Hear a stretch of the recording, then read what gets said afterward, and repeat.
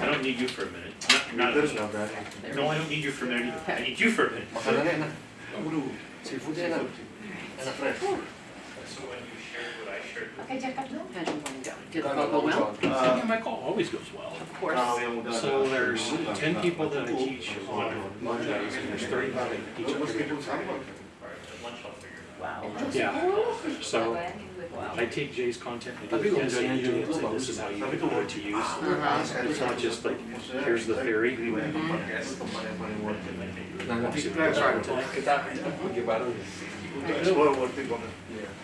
Harganya juga sama kayak harga sini. Oh ya. Maksudnya beda kayak Just it's a couple of pages, so you can see you on a laptop. Yep, that's the deal. And you know, it's not a Mac, so it's all touchscreen. Oh, that's cool.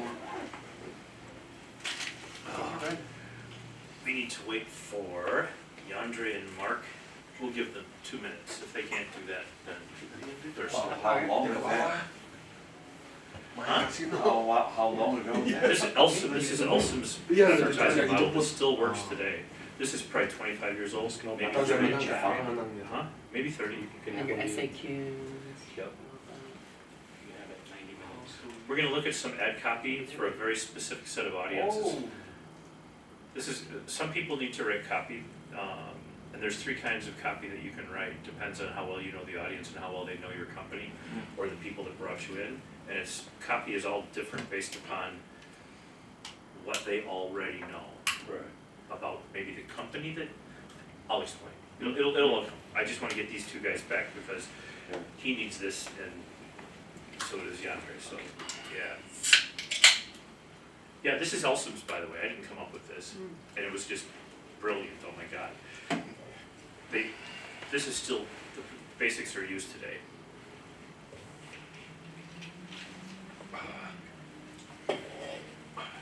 So did everybody get the branding concept? Yeah? We sort of get an idea about that? That's a take home for life, man. Oh. Has anybody noticed the advertising book in the center of the table over there? Yeah. Yeah, a lot of old advertising. Lots of old advertising. Okay, now hold on, just look at it for a second. Everybody look at the book for a second, okay? Alright, I'm gonna pick it up. There you go. Yep. I'm taking it away. Alright, now watch. Now watch what happens here. I'm just gonna set this in here, it's not mine. I thought he was gonna actually show us shit. That's irritations. No. So what? So does it? So does anything change when the book is gone? Anything change? Aside from the fact the book's gone, does anything feel differently, or does it? It's like you took something away after you pointed it out that it might be of interest, and then you took it away. Oh, imagine that. That's a pretty cool cognition, right? More tension. I thought you were actually going to pick it up and talk about it. Yeah. Show us some of it. Yeah, you would think, right? You'd think. You'd think. And it's a little irritating, isn't it? I guess it doesn't pay any good to think sometimes around your ass.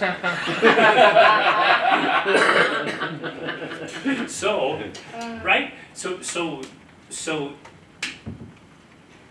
there's a we all have children, and it's like when kids are with their friends and they all have like a toy. Let's say they all have the same toy, and then a kid brings in this new toy, which is cooler than these 4 toys over here. Okay, now you got 5 kids, the 4 of them are playing with toy A. Here's toy B, this one's cooler, okay? And so what happens? Do they all keep playing? The other 4 quit and go right to that other Correct. wanting it. They grab it almost, right? Yeah. Okay, and so this is basically memetics, right? This is a meme. And so you don't have to say words to be persuasive. All you have to do is stick a new toy into the kid's hand over here. That'll completely change the behavior of all the rest. You don't need to help, you don't need to say, kids, look over there, everything. All you have to do is just give the new toy, right? And so now everybody wants what's over here. And then now we have them over here. Here's toy B, B, B, B. And now we put toy C over here. And now everybody wants toy C. That's pretty profound and pretty cool. Mhm. Okay, so let's just take that and put it into business, right? So say that people come and do business with you, and they love it, and say that you give them a good reason to stay with you. They give them a good reason to stay. How can you stop people from leaving you from the person who has a new toy? Offer a new toy. Another one. You gotta keep putting the brand new toys over That's here. right. You gotta keep evolving, all right? We gotta keep evolving, keep getting better, keep getting more curious. All right, so there's a few different kinds of copy that are written, and I'm not gonna do a big copywriting thing today. We're gonna actually do that in April, April, when we do our Zoom. But I did wanna do this one today. My mentor, Elsa Meldridge, do you guys know who Dan Kennedy is? Have you ever heard that name? Dan Kennedy? Oh, yeah. One of the best marketers of all time. Yeah. Jay Abraham, yeah, and Dan Kennedy probably. Dan was my mentor's partner. They taught, they trained, they worked together for years. They put together all the marketing stuff that people use today. All right, and Elsa was my mentor. Loved my son. They hung out together. I would tell Elsa, boy, this happened to Mark today. He's like, I'm flying up from Florida. I will take care of that teacher, Mrs. McKeever, right? And he wanted to, like, that's how much he loved my kid, right? And so when I started to work on conventions, Elsom knew advertising. And he showed me the three basic kind of things that Dan Kennedy and him had put together. And this is a very special, unique thing. This model is very specific. It's if they know the company, if you're gonna stand at the front of the room, and you're trying to get people to come to your gig, but say that there's 20 places they could go. A lot of events do this. They have like multiple rooms. You've been to some of these places, right? Where it's like they have people in that room, and that room, and that room, and that room, and that room, and people can choose where they want to go. Yeah, it's great, isn't it? It's wonderful, right? Okay, it just drives you crazy. So it's like, in order to get people to my room, Elsom's like, now by the way, Elsom was helping everybody, but I got a little bonus, right? So, that was always nice. So anyhow, so these are the earliest pieces I could find of Elsom's work with me. And he would never write, Elsom had a very different way of mentoring me than I do for people. Elsom would say, you're going to put together something called an e-course. And an e-course means that you're going to send email once a month for 5 months, and it's going to charge $10,000 for it. And this was 1995. And I said, Elsom, there is nobody on this planet that will pay $10,000 for an e-course. He says, Joe Vitale's doing it. And I'm like, now I liked Joe at the time. And I was like, okay, if he can do it, I'll get it done. Because it's like saying, well, he's 21 when he graduates from high school, can you do it at 20? Well, Elsom never, and then I would write copy, right? I read some copy for the convention, for this specific convention. There's several of these, and I'll show you a couple of them. Because the model is really important, but it's when you guys know who Kevin Hogan is, but you also know who Hing is. He's over here, okay? And Deb's over here, and Scott's over there, and Rhonda's over there. So now you gotta pick who you're gonna go see. And we're all at the same time. This is pretty common in business. This is the way business works in real life. And if you're not the choice, they didn't see you. And if they didn't see you, they don't know your product, they don't know your brand, they don't know who you are. So in order to win, you have to be better, literally, than everybody else. And I don't have a cute girl face here, right? So I have no chance to beat anybody on that shot, right? Okay, so here's the deal. So this is 1996, I think, give or take a year. And this is the National Guild of Hypnotists. And Elsom came up with conventioning marketing. He did all kinds of marketing, and I'll just stick with this one for the moment. But as long as you guys know who the speakers are, like, here's my choice, here's my catalog. This catalog is monstrous, it's like 150 pages. And you have to stand out on one page. 300 speakers, 300 events. How is Kevin Hogan going to be #1 every single time? I'd say Elsom. we used to go to Barnes and Noble together. You know what Barnes and Noble is? It's a bookstore, right? And Elson was 6'6", same height as Scott, and Elson would walk out with this many books, okay? And he'd go to, and I would walk out with this many books. And he'd say, "Why are you going so light?" I'm like, "Man, I can only do so much." He says, "Okay." Didn't have to say any more words, right? Because he didn't fucking talk at all like that, right? He said very few words. And so this is where it starts. So the idea here is if they know, if they trust the convention, if they trust you, if they trust the host company. Sometimes this happens at a corporation that's got maybe 5,000 employees at this place. They will have 5 rooms at the company, and it will be the same exact thing where you have to get people into a room or not. And they measure the number of people that go into a room as a way of identifying what's important to bring back next year, okay? So with that in mind, I've got to bring humans that are entrepreneurs in.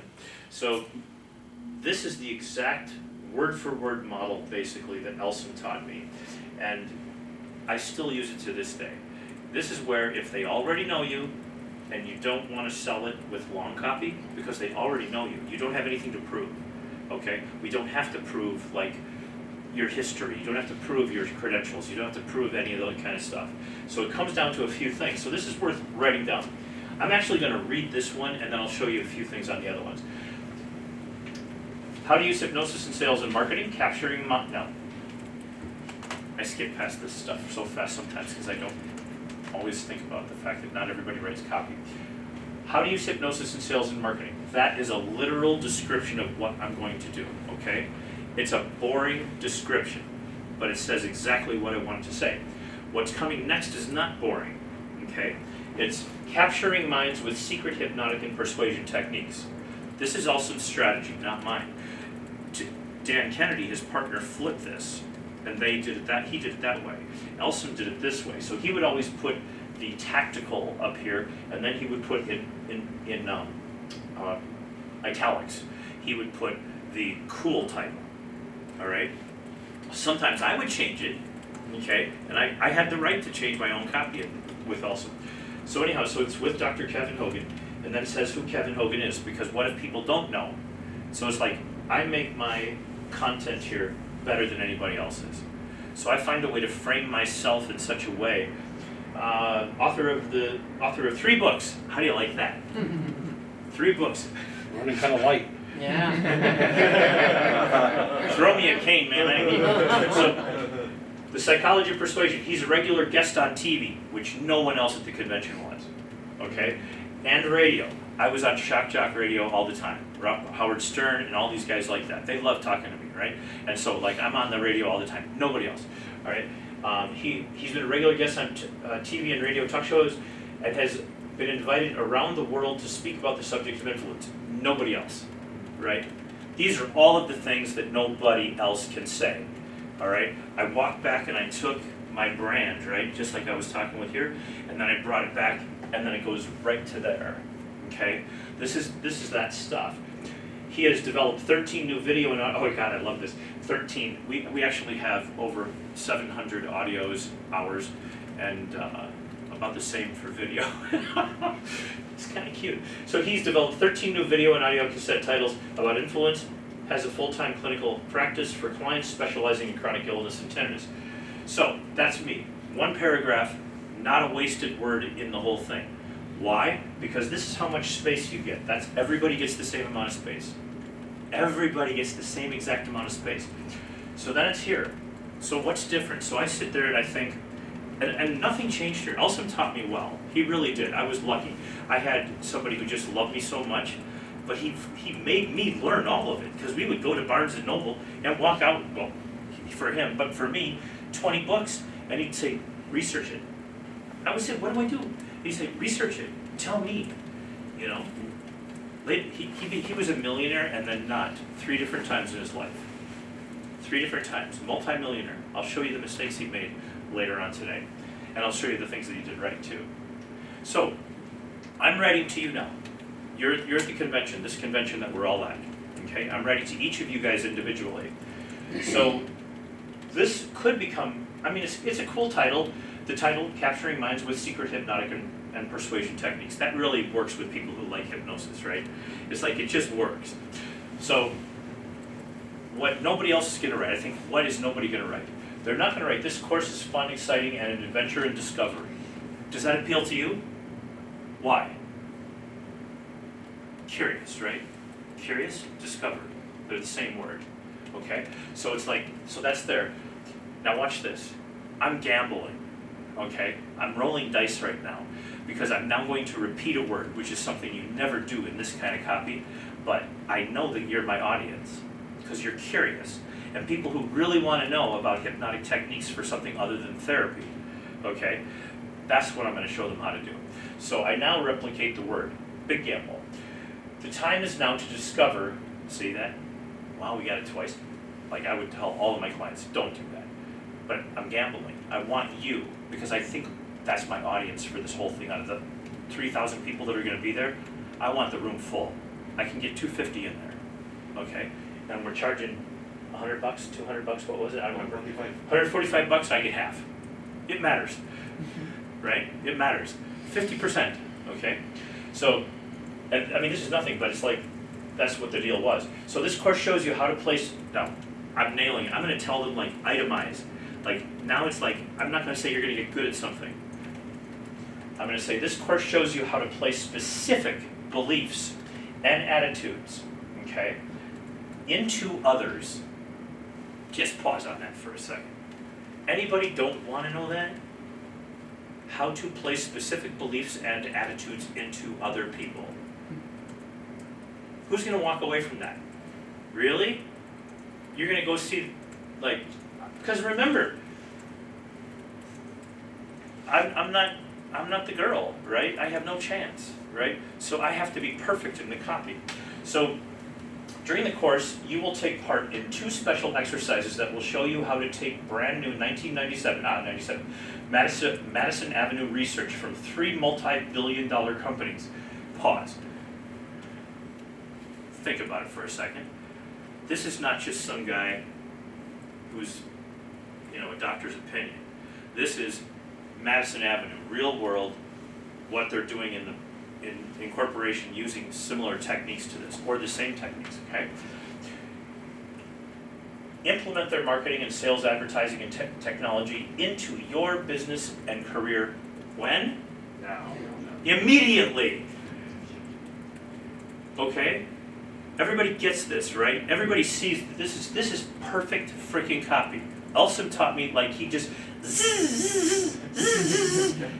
stuck it down in, right? It's like every piece of copy you write is a piece of person. You want to help me with that? Perfect piece of copy. So,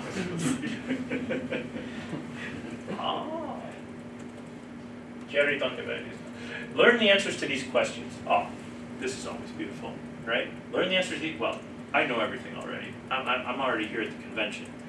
Well, maybe. How can you easily get someone who doesn't like you to purchase over twice as much from you as those having good rapport with using one simple hypnotic technique? Anybody leaving yet? Do you see how perfect you have to be? Like, that's perfect, okay?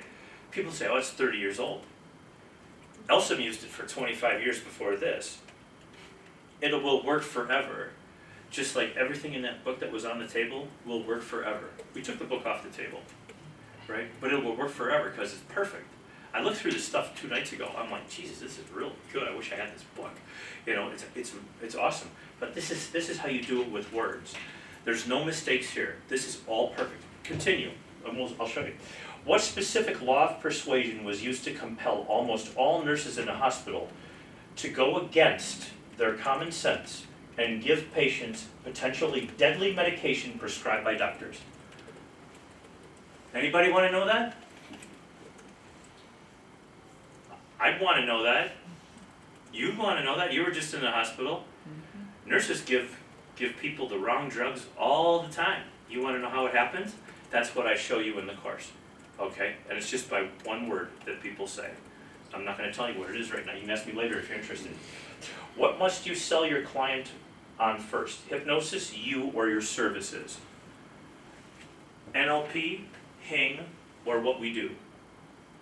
I answer that question for you in this course. How can you not go, right? Okay. What is the single most powerful persuasive technique that alone can increase earnings over 40% in 1 year? This is a borderline mistake, by the way. It should have a dollar figure attached to it, but dollar figures are tough to prove. But I can prove percentages, but it's harder with dollar figures. So over 40% in your earnings in 1 year, why is this one technique the most ethical? Why is this one technique, I remember this, why is this one technique also the most ethical technique that you can use? So I can increase my revenue by 40%, and I'm doing it with the most ethical technique that can be used. So nobody is going to be getting taken advantage of here. This is like the exact opposite, okay? And then where are we going now here? Oh, that was just gorgeous. So why is this technique? At almost $200. Hang on. Can add almost $200, except I think that should say $20,000 or $300,000 to your income per client, to your business, that is absolutely free to implement. Stuff that costs money, but it's free, it doesn't cost you anything. What one blunder of misusing a persuasion technique costs Coca-Cola over $1 billion? I'd probably be interested in knowing that, right? I want to know. Okay, so that's the answer to these questions. If for some reason they go to another page, they're idiots. Okay, they're just idiots. All right. So here's what you're going to learn. You're going to learn. Now you just tell me when it's boring. Okay, tell me when it gets dull. How to secretly use hypnotic techniques to change someone's mind fast. How the CAA covertly used hypnosis in World War II, and learn how to apply the exact same, and learn how to apply this same exact information to almost any marketing or selling situation. Leaving yet? Nobody's leaving yet, right? Okay. Determine if you're ethically using the power of hypnosis and when to back off for another day. Okay?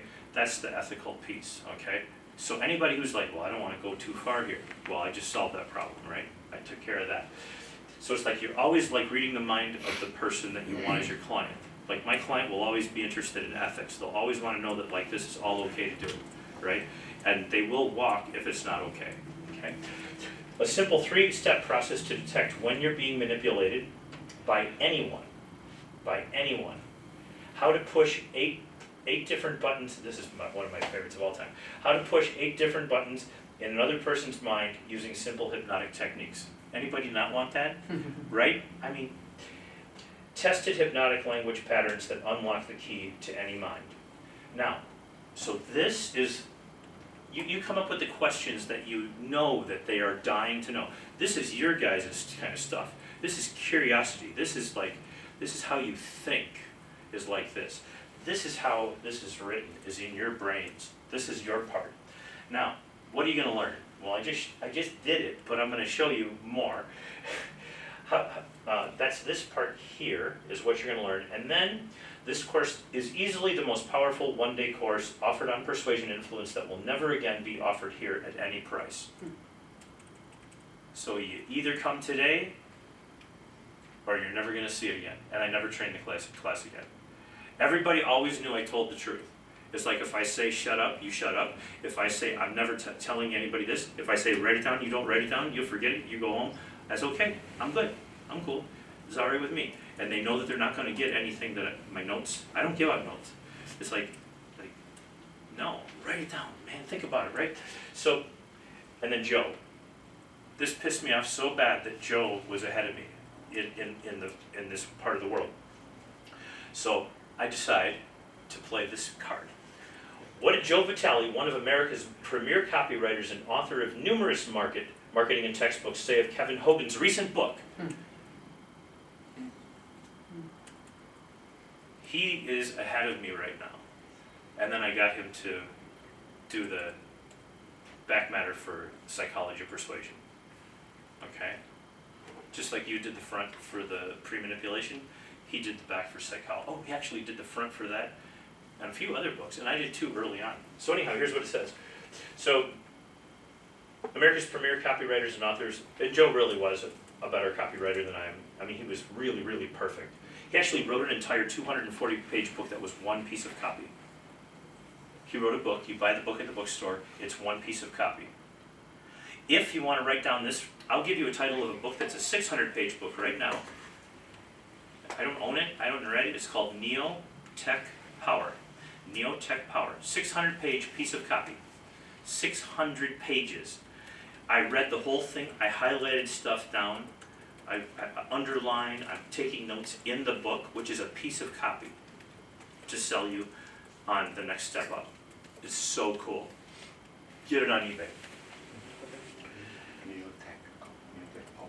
NEO-TECH. Next word is power, P-O-W-E-R. The book is brilliant because it's a piece of sales copy. The whole thing, beginning to end. Lots of good information in there too. It's a great book, but it's just a piece of sales copy. It ends with the close. So, Kevin, who's it by? Mark Hamilton? no, it was by, yes, he's the owner of the copyright right now. The book was written Frank by Wallace. Wallace. Frank Wallace.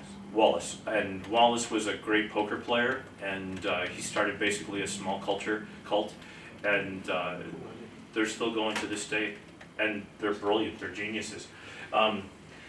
This is a work, and here's what Joe wrote about the book. This is a work of sheer genius. Now listen to this. Just watch this. This is a work of sheer genius. If I were the only one who owned this book, I'd be ruling the world. He's the #1 copywriter at the time, right? Not Elsom, not Dan Kennedy, Joe was, okay? He was better than I was, pissed me off, okay? But I got him to write this on the back. I said, just say what you think about the book, man. And he said, work of sheer genius, if I was the only person to own this, I would rule the world. I think that's a good testimonial, endorsement, right? And then, what Joe didn't know, and then this is my comment on his endorsement. This is something Elsom would not have done, okay, but I did. So this is my idea. What Joe didn't know is that it was just the beginning. 60% of what you'll learn in this course is not even in the book. Shit. Now you gotta go, right? And then we talk about what you take home, because you gotta have a take home, right? You gotta have take homes for people. People love certificates and data. That's what they love. Everybody wants a certificate, everybody wants data. So I almost never give a certificate for anything, just to drive them crazy so they come back next time, right? So it includes confidential. It includes a 24-page handout. Well, that's cool, but wouldn't it be better to have confidential and copyrighted handouts, right? Do you see like how this like starts to play together? You can't be expected to write this like immediately. Elsom really helped me a lot with this. But I just shut my mouth and I just listened to everything he had to say, and I just incorporated. And every now and then when I would go against his style, or Dan Kennedy's style, he would look at me and go, you know what you're doing? I'm like, no. I go, I'm doing what you would do, which is test. I'm gambling, And he was like, okay, you're testing, cool. This paid off. We loaded a room for 200 people. I made so much money that day, it was ridiculous. Take-home materials include the confidential copyrighted 24-plus page manual. As an added bonus, you'll receive the hypnosis in-selling model that shows you how to plug any product or service and learn the best way to sell or market it. Right? Now, if they don't know who you are, like your name, and not like your best friends, not like your metaphor map, but if they've never heard your name before, or if they've never heard of the company that's sponsoring the event, or if they're not familiar with the convention, this will not work. But if they know who the person is, or if they know the venue, like if they've been to the venue, if it's the same hotel that they did something else in, then they're still okay. You're still okay, because they have a connection. Okay, if they're connected, this is a perfect ad. And I'm going to just share. Do you want me to show you another one? Yeah. I can shut them all off right now. I'm cool. Like whatever we want to do. So, it's a. There we are. All right. Let's see if this is it. Okay. Isn't that a cool title? Elsom walks up to me one day. We're at convention, 97 I think it was, or 96, and he says, Kev, he says, covert hypnosis. I said, whoa, where? That's cool. He says, it's your book. I'm like, okay. Got any like research data for me? He says, no, but by next year for convention. I was like, geez, and that was like what it was like to work with Elson. It was like, you're gonna figure it out. Why? Because I'm like you guys, I'm curious. I'm gonna figure it out. So, and I'm not gonna read this whole thing, but there's some really nice pieces here. Like, first of all, when you create a complete new entity, like you make something brand new, like AI, right? Okay? Like, this is like AI 1997. It's the same thing. It's brand new. Nobody knows what it is because it doesn't exist ever. I'm the first, I invented it, right? So, covert hypnosis. So once again, influential unconscious communication in therapy, business, relationships, and hypnosis. It's a good title, but the problem with this was, and Elson did not help me with this, and I asked him to, but he said, you'll figure it out. Thanks. So, I had to actually describe what it was 6 months before the course, but 6 months after he told me to do the project, right? So it's like, I don't even know what it is. So I wrote the copy before I wrote the book, okay? That's really dangerous, by the way. Covert hypnosis is the utilization of techniques and strategies to change the perception and behaviors of others in a completely unconscious way. The optimal applications for covert hypnosis are everybody in this room, which is the fields of selling, marketing, coaching, relationships, and of course, therapy. And if you don't, you're not one of those people, then don't come, right? We filled the room, by the way, this year. Totally blew it away. I offered this class, I think like 7 years in a row. Or maybe more than that, actually, now that I think about it, maybe 10. And it just kept filling up all the time. Everybody wanted it, right? And eventually we did an advanced class. You know, that was so fun. So anyhow, so the concepts here, remember we were talking about Poland the other day, the thing? Mm-hmm. You want all this stuff that nobody's ever done, right? And so this one-day course includes up-to-the-minute scientific breakthroughs in the area of unconscious communication. I've shared some of this material with companies that have paid me $5,000. Wow, that's old. Wow, $5,000 per day. I've shared this information with the government of Poland. Who else has done that? Nobody, right? Nobody has done that. To help, this is what I was allowed to say at the time. To help construct strategies to fight the spread of HIV and AIDS, which was true, right? But I can't tell the truth that I got the Catholic Church and the government to be friends for a day, right? And kind of kiss and make up for a few days. So now, instead of paying $5,000 a day, right? All right, now granted, this would be 50 grand today, but instead of $5,000 a day to have me teach you this, you receive this dense manual for less than $200. That's huge. What is this called, Scott? Do you remember? $5,000, $200. I'll take this one. You want it? Door in the face. Yes. Okay, so Mark, you beat me to it, and I was not there. catch him on the way up. Yeah. Can you repeat that saying? Door in Instead the of face. having me teach you, or instead of paying me $5,000, have me teach you what? Oh, sure. I've shared this material with companies that have paid me $5,000 a day. That would be another digit on there. I've shared this information with the government of Poland to help construct strategies to fight the spread of AIDS and HIV. I've never put this information in print before. Now, instead of paying $5,000 a day to have me teach this to you, you receive this dense manual for less than $200. Plus, I'm going to actually teach it all like that day. All right. A lifetime accumulation of research and practice now available for your success building and relationship enhancement. I promise you one thing. By the way, if I promise, people always look and check that like later, right? I promise you one thing, you will leave this course with amazing new skills that you will not learn anywhere else. Have you heard me say anything like that at this event here today and yesterday? Like, you will not learn this by anybody else in the whole freaking world. I don't care who it is. I usually have it first. It'll be used a year from now, but I have it first, okay? Because I actually do the research, like the conservative liberal thing. Nobody has that. Nobody. You guys have it first, literally. That's why it's kind of fun to like do this, right? It's like, so my curiosity piece is, one of my things that drives me is being number one, right? I may not sell as many books as Chilton. I can't. He's in every college in the United States. I'm in like 7 or 8, you know? But I also don't care. Like, I care a lot more about what they think about me in Poland or in Korea or in Japan, where we kick Cialdini's ass so far across. It matters. So this course contains all new material based upon cutting edge research, blah, blah, blah. You will learn we're back to the you will learn segment again, right? This, you saw this on the last slide. You have to learn and you have to have, these are what we call bullet points in copy, even though they're little like upside down pyramids, okay? But they're the same concept. Covert techniques for sports performance. My buddy Bob, oh geez, it's been a long time. Bob Martell, he was the New York Jets athletic trainer, and he was doing a class on sports training, and I was like, shit, the Jets were actually good that year, and I was like, I gotta not let anybody go to his gig. So the very first thing I did was I took care of that. So I was like, covert techniques for sports performance, Bob Reese. And Bob did not have but 7 people. I had about 180 that day, you know. And then 29 techniques for specific nonverbal communication techniques, how to stand and sit with people so they like and believe you. How to stand and sit with people so they like and believe you. Right? That's perfect copy, essentially. How your genes influence people's decisions, and how to know in advance what they are. Just,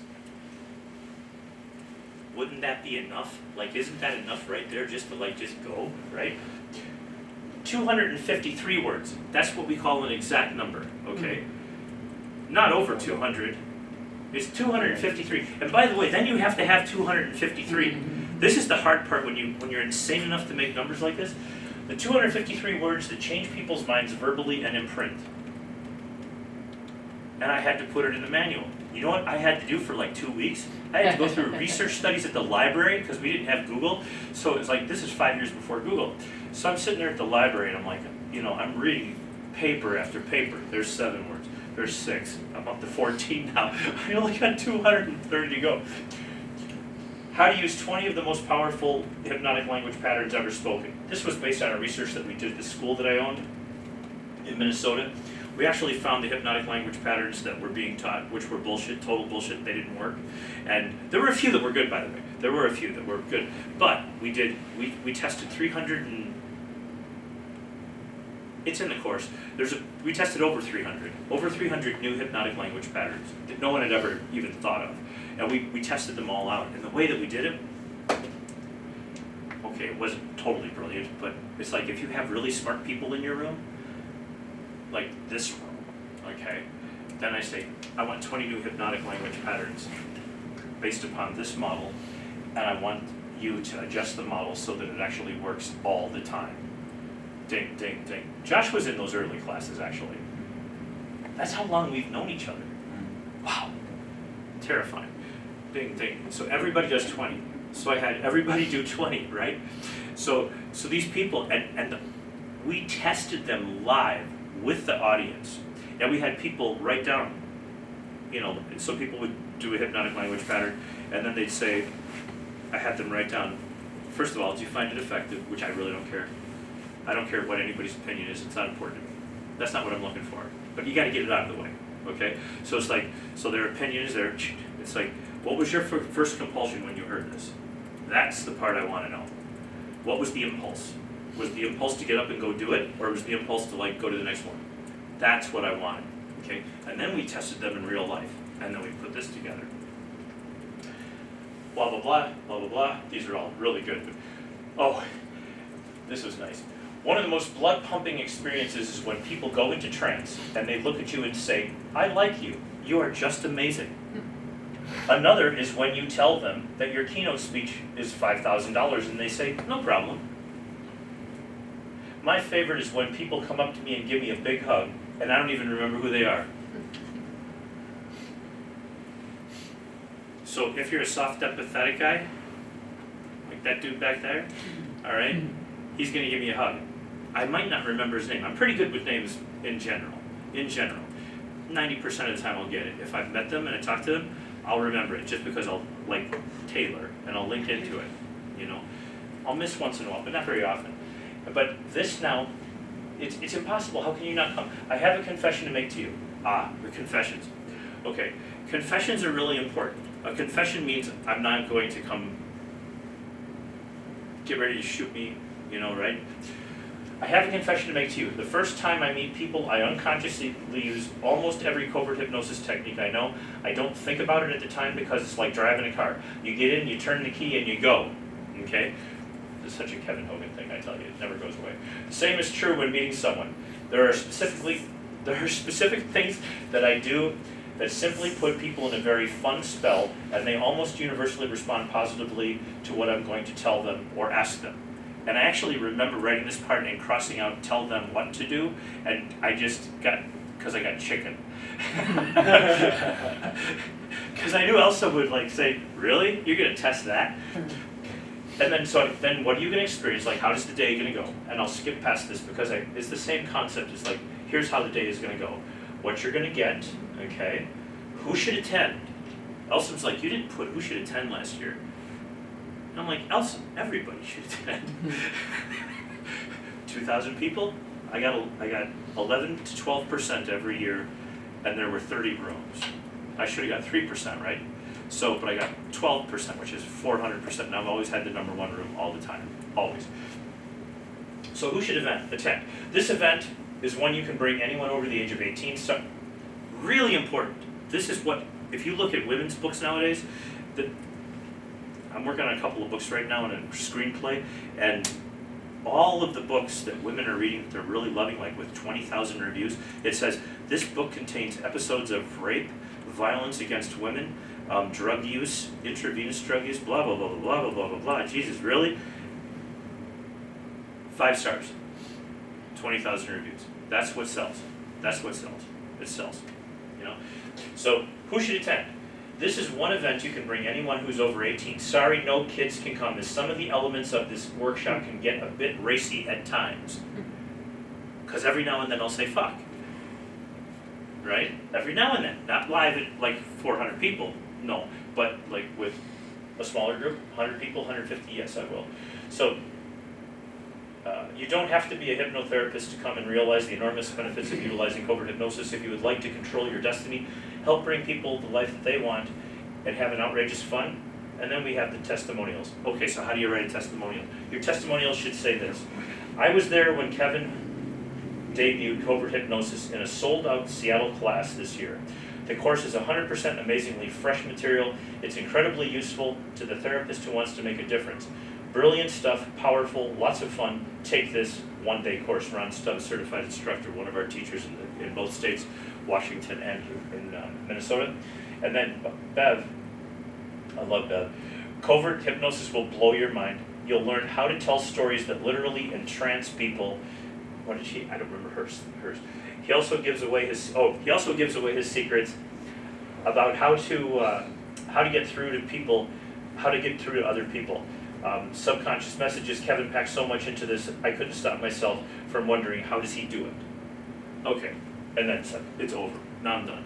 Like, it's like, but this wasn't me. I didn't teach myself to write this. This was like, I mean, really, this was awesome.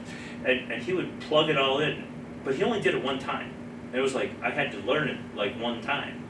Do you remember when he taught you magic? Jack of Clubs. Jack of Clubs, his key card. Did he teach you how to do it? A couple different things, yes. Did he? Okay. That's not like him, by the way. But he loved you. So,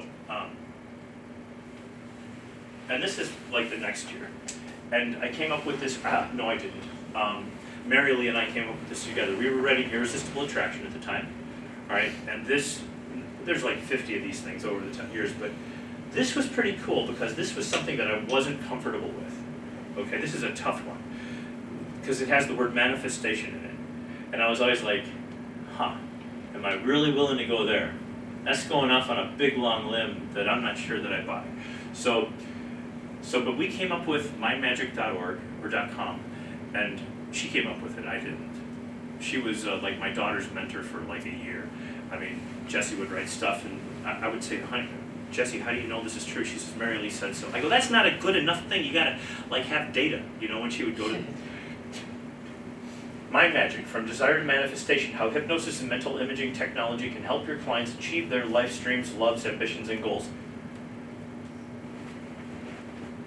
Always, always, always, always. The broader and deeper your understanding of the human mind, the more value valuable you become to your community. This wonderful course will give you the experience working with the tools that will ultimately change your clients' lives.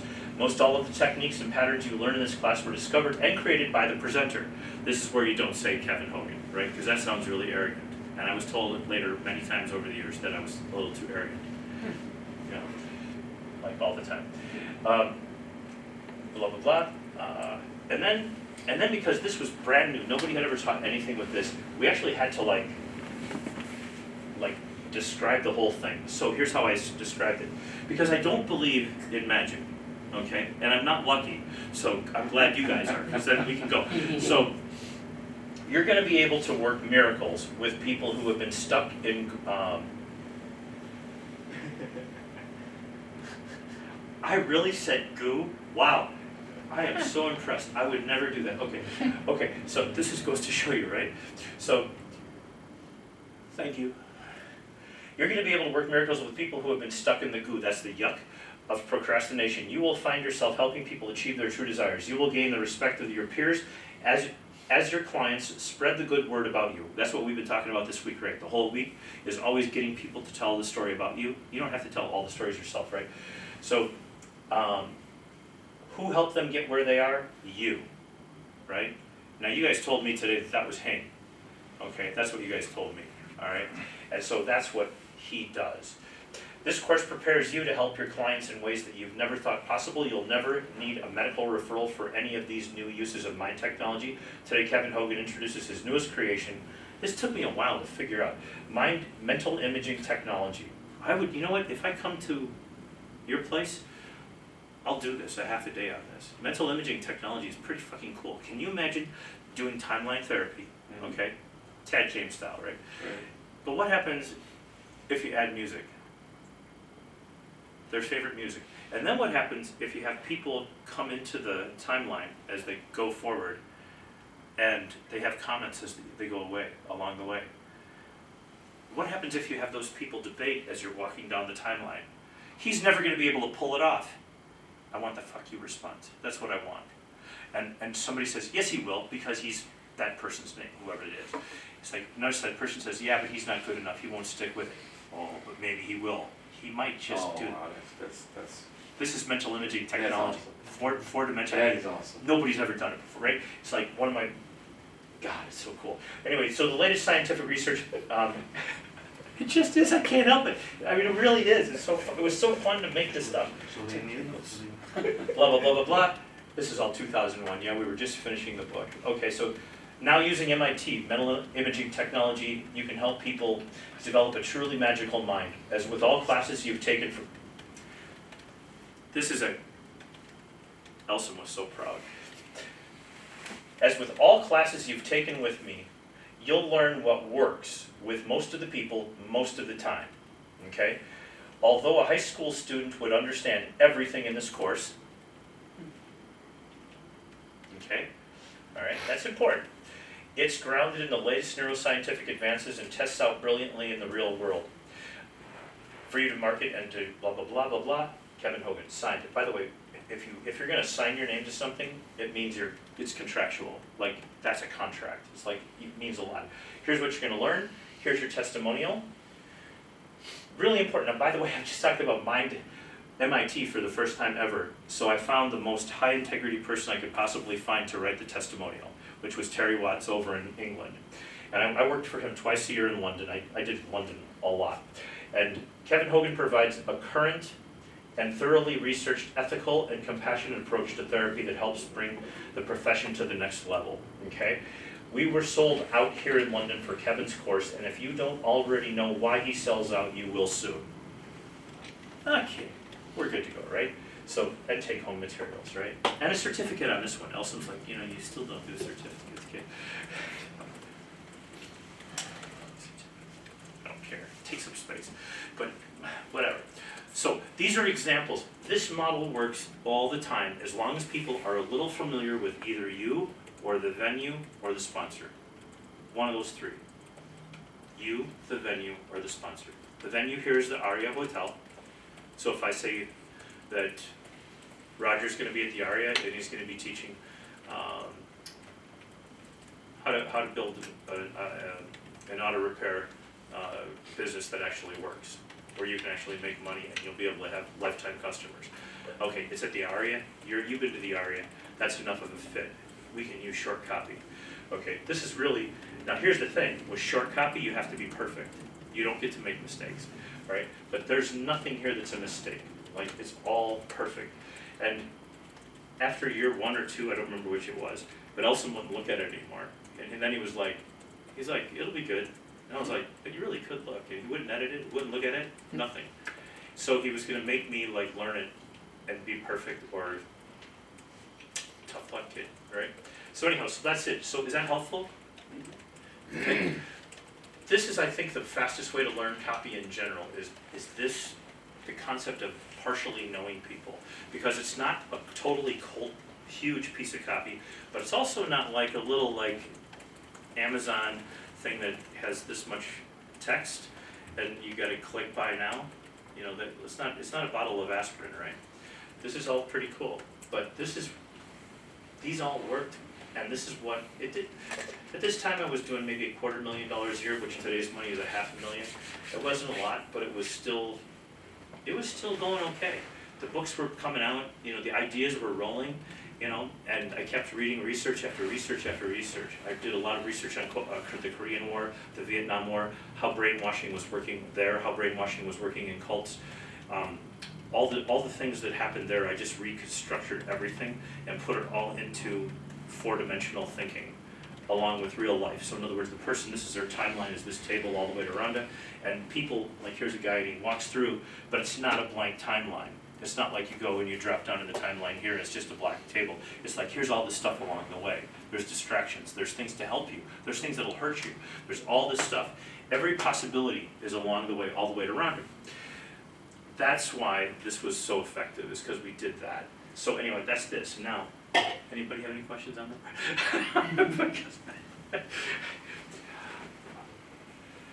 Mostly for the common people, they have this skeptical thinking and this kind of copywriting. Have you already preparing for the skeptical thinking like that? When they do it, it's already been answered. Absolutely. I've written, I want to say 7 books on copywriting. They're not for sale. They're in my internet marketing course. I'd be happy if, I tell you what, I'll make you a deal. I'll make you a deal. I don't want to have to think about it. If you remind me in a week, no, when do I go home? I go home the 15th, right? Friday. So if you remind me, you personally remind me the 18th, hey Kev, this week would you send us out, you know, your 3 favorite copywriting books that you wrote for the internet marketing course? I'll send them to you. Nothing. I'll email them to you. You can't give them to anybody else. They're really good. All right. So the answer to your question is yeah. I've already taken care of it because I did the work for you.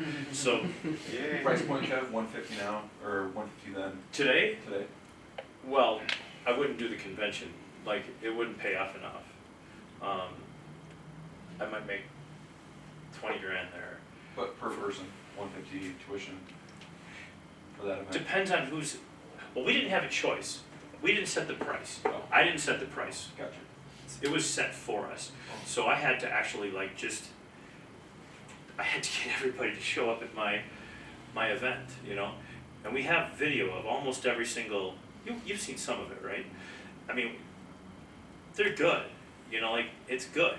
The material is unreal, and the people are thrilled, and nobody ever wants to leave, right? It's like it's like, you know. So 150 then could be 250 easily, maybe more, maybe. 350 probably today is what the convention would charge. Okay. You know, if it was, it depends. There was like 1 hour, 2 hour, 4 hours, 8 hours. So like, it just depends. All right, those were not always full days. I'm trying to think. I taught so much stuff that I don't remember. I actually don't recall. I can't tell you. But that, yeah, about 100% more in price. It's not gonna help me out. Let me just go through quickly. What time is it? Let me tell me what time it is. 1 o'clock. 1 o'clock. Okay, this is going the correct direction, yes. We will take care of that next month. And we will take care of that. Here we go. All right. we will take care of this today. Alright. I'd write this down. Alright. So, yeah, whatever. Do you know the difference between influence and persuasion, first of all? Anybody know the difference? Can you guess what it might be? Tell me. Make a guess. What's the difference between influence and persuasion? Just guess. Influence, influence, identity. Influence is if I take this and I move it over there, how does his behavior change? That's influence. Okay? If I go like this, it's his, right? I'm touching his thing that's off the table, and I'm going like that. How does that change his behavior? That's influence. If I move this over on top of it, that's influence. How does that change his behavior? And how he feels inside, which he won't tell me. Okay, but I can guess. Knowing him, not happy. Okay, so, all right, so, right? And it's like, so people, some people, the way, this is how you test all things in influence. Influence, it has nothing to do with the sales pitch. It has nothing, well, you can. But really influence is about the stuff around you, the people, where they're sitting. For example, well, I almost don't want to walk down this road, it could take forever. But if I stand right here, I'm off to your left side. Your left arm, I'm to your left. I'm to your left, I'm to your left. Are you left-handed? No. Are you left-handed? Are you left-handed? Deb's straight on, Scott's straight on, Rhonda's straight on, Taylor's straight on. Okay, so this sucks because you three will report a B+ experience at the end of the day. A B+ experience. It was pretty good. Kat was alright today. However, on this side of the table, I'm off to your right. Your right hand side? Right? I'm off to your right. I'm off to your right. I'm straight on with Josh. Okay? So, what does that mean? If you, the same time I did this research at the University of St. Thomas Management Center, Minneapolis, I still can't believe they hired me. But we discovered that when people look in a certain direction, they change their feelings and their behaviors. It's ridiculous. Now, this is not I-axis and cues. Do not confuse. There's nothing about axis and cues. It's not relevant to this. For Tom? Huh? For Tom? Tom seemed to have an idea about axis. Anyway, go ahead, sorry. Tom? Yeah, never mind. Which Tom? I just blurt out sometimes. Tom. He's got Tom Vazini Tourette's. Yeah, Tom and Kim, yeah. Oh. Yeah, yeah, he and I debated this one night Yeah. over dinner. I He's wrong, so it's okay. That's why he's not here. I love Tom and Kim. I've had them do my gig a couple times. I mean, they have an audience. They're nice people, but they're very smart people too. But they're just wrong. I did the research in 3 colleges all across the United States. Northwestern says, Kevin, I-axis and cues are bullshit, and I said, no, they're not. They're real. And then we put together this incredible project, and we got the results that we got, and I was so upset. Which has nothing to do with this. When I want to tell you about Frederick Schiffer's study first. His work was amazing, just brilliant. At the very same time, Frederick Schiffer, Dr. Frederick Schiffer, you should write this book down. It's called Of Two Minds. Of Two Minds. Of Two Minds. Dr. Frederick Schiffer. The man is a genius. And he was doing therapy with Vietnam veterans, guys who had been to the United States Army, went to Vietnam, came back with post-traumatic stress disorder. Why? Because we don't like shooting people that are nice people. But if we don't get out of the way, we're going to get shot, right? All right, so like that's what happened with that war. It was like 10 years long. So Schiffer is working with these guys, and just like what I did, I'll tell you about it in a minute, he found that when he would sit like over here, and his client was over here, the client would look over here and start freaking out on this side, looking over the left. As long as he was right-handed, if the person's right-handed, he's going to freak out looking this way.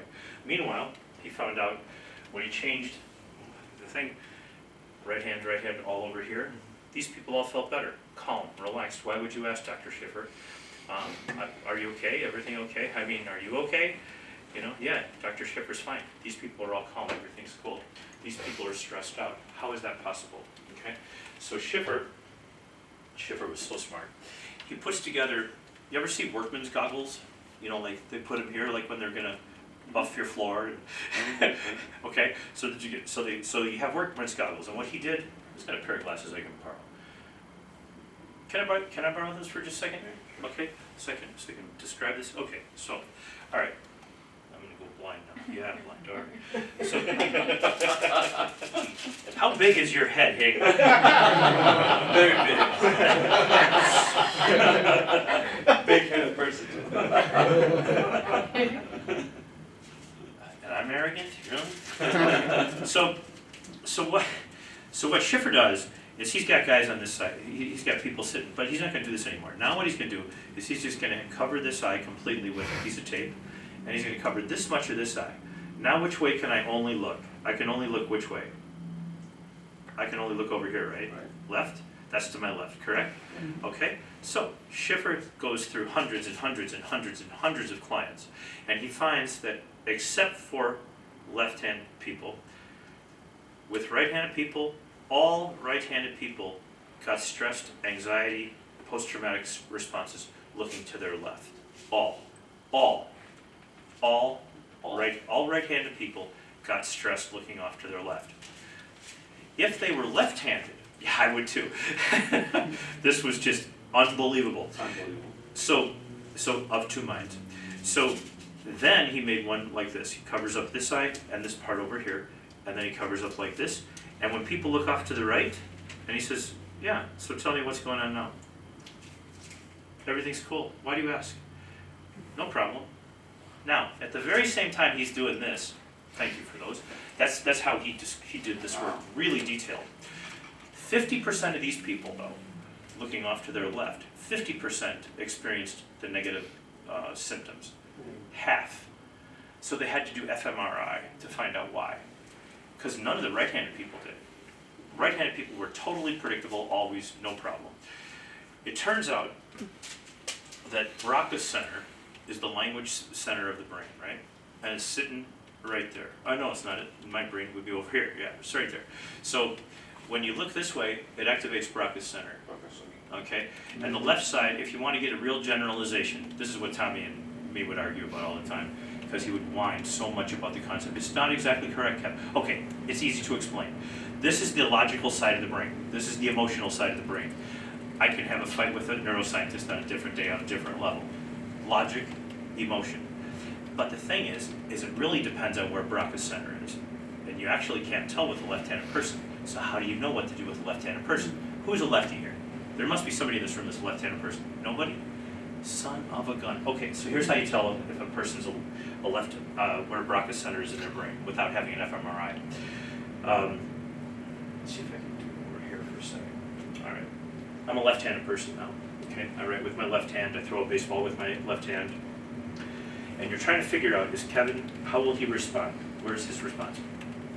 See how this side's a mess over here? And this side is clean over here? That means Broca's center's sitting right here. There's a walk-in fMRI. This is garbage. Look at this crap. Look at this over here. You see a difference? This is clean. Like, so clean you could, like, literally do that nothing. Over here, it's a garbage dump. That's a lefty. Yeah. This is all we have to worry about is a left-handed person. Yeah, this is not a right-handed person's desk. A right-handed person like me freaks out when I see this. It's like, oh my God, like this is not okay. Like it's all over here. If you think about your office at home, let me tell you what, everybody's ready, is that correct? All right. Okay, so I want you just to go back to where you work most of the time, okay? A normally organized right-handed person, because it does happen occasionally that Broca's center's on the opposite side, but the normal side is that this side is going to be clean of your desk or your coffee table. Okay, I mean it's crystal clean. You actually wipe stuff like this, you get rid of it, you know, you clean it, you vacuum over here more, you clean it, and over here is a disaster. Like you got a pile of shit a mile high. You have emails from like 2007 that you haven't read yet. You have bills that need to be paid. You have all kinds of crap over here. There's 4 books that you're gonna read. That's what just happens, okay? It's a mess, okay? And here it's perfectly clean. So, what I found out while Schiffer is doing his work is that if you're going in for a job interview and you want to get the job and Kev's doing the hiring, what you want to do is you want to sit where it's nice and clean, because The guy's gonna think you're a garbage dump if you're on this side. The guy's gonna think you're a genius, very clean, very fastidious over here, okay? Are there exceptions to this? Yes, because sometimes a person's computer will have a board and a mouse that are different to work with. People who use like me, I don't use a mouse, so it's like me. It's like my side of right side of everything in my house is clean. Actually, the whole house is. You guys have been there. I mean, it's pretty clean in general. So this is clean in the house, and this can be dirty over here, and it is in yours and yours and yours. And there's all of you. It's the same. There's no difference. How do you know that? Okay, so what we did. How do we find this out? I hadn't read Sheffer's book. It wasn't out yet. We released the material at the same time. I found out in '98. He found out in '96. Published '97. It was released, and then he went to public with it. We both knew at the same time. And we would just test like this. We would just, God, it's really hard to work around this thing. I'm going to borrow this actually. Can I do that? Thank you. All right. Do me a favor. Thank you. And that's good. And I want you to bring your chair to about right here. We're going to play a little bit, play a game. Keep this about 6 feet apart, not so close. Okay. I get really freaky, so we're going to bring this back a little bit. All right. Now, I'm going to share something with you. This is 5 feet 5 inches from this person's nose to this person's nose right here. 5 feet 5 inches, I promise. Okay, sit up. All right. So right now, I would just start talking with you, and I say, "What's your name?" Okay. And where do you work? Yeah, where do you work?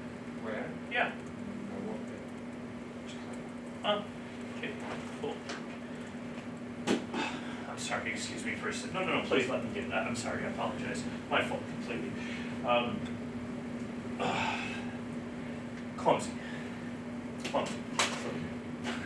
So, Jakarta, do you like Jakarta? Yeah. Nice place to be? Not really. Just because I'm used to it. familiarity. Yes. How about those daughters? Nice girls? Of course. Yeah, well, yeah, they're your kids, right? I thought you said Dodgers. Are they good kids? Yeah. Yeah. Wife? Great. You got a great wife? Wow, congratulations, by the way. That doesn't happen all the time. So, cool, that's cool. Jesus, I tell you, no, please, no, it's on me, man. This is my fault, not yours. Sorry. So, when you're not working, and you're not taking the kids out, even if haven't learned how to do kites yet, so you're not doing kites, what do you do when you don't work?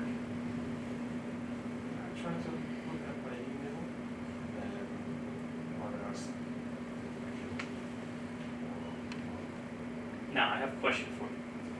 Okay. How comfortable are you with me over here versus when I was over here? Of course, right? It has to be. Yes. 100% of the time. The question that we asked at the University of St. Thomas Management Center was, I had all women come up. I said, on a scale of 1 to 10, you don't have to lie, you don't have to, just tell me. 9, 8, 9, 10. I'm sitting over here. It hurt bad. The girl would say 5, 6, 4. No kidding. Terrifying. Okay? That's the real life. That's what happens, right? So it's this predictable. It's like if you want to get that person to say yes, you get them sitting to your right-hand side, like right over here. You with me now? Right? So I have something in my hand, I drop it. Sorry, Mr. Johnson, I apologize. No, I got it. I'm just clumsy, right? I apologize. Let me just get more comfortable here. Stay safe. And all of a sudden, this works for every single right-handed person I've ever worked with. Total accident. This was a total accident. I was teaching pacing. You do still pacing and leading and all that? Okay. So pacing and leading, simple concept, right? And so I was just showing people basic matching, mirroring, whatever you want to call it, simple stuff, right? And I dropped something by accident, thank God. And I actually moved my chair, and I was looking at the girl sitting across from me, and I was like, that is one good-looking girl. And then I thought, wait a second, she wasn't that good looking. You know? And so I said, so I remember asking her, I said, you gotta forgive me for a second, I'm a researcher, and I just gotta like check stuff out here. I go, and then I asked the question. So then I said, okay, everybody pair up. I didn't say the results of what was going on inside of my head. I wanted to see what everybody else would do. This is the University of St. Thomas. I'm a professor. I'm on adjunct faculty at this school, and I'm teaching this, right? But I wasn't teaching this. I was teaching pacing and leading, matching and marrying, okay? And it's a very simple concept, right? Matching and marrying, knee, like if your rapport starts blah, blah, blah, it'll go like that. So, but this was mind-blowing. Like, I don't look attractive here, and I wanted to look attractive really badly, and it was pissing me off, okay? But when I was over here, she looked really cute, and over here she looks like, I don't need that, I'm good. So, we split everybody up into groups, and then we have them rotate, and just write down, on a scale of 1 to 10, we started with attraction. That's the first thing my brain always goes to anyway, right? So it's like, so we started with attraction. I just said, everybody write down on a scale of 1 to 10. Start out here. How attractive is your partner? Write down, guy or girl, doesn't matter. You know, so you write down 7 or whatever, and then you switch over to here, and all of a sudden it turns into 9. So now I know where should I see? Yeah. Go to the 9th Yeah. one. Yeah. Right to the girl, not left to the girl, right? True. See, this is my audience now, right here.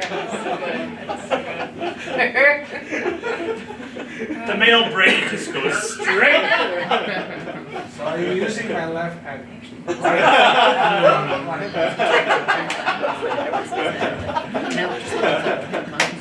I'm just a doorman.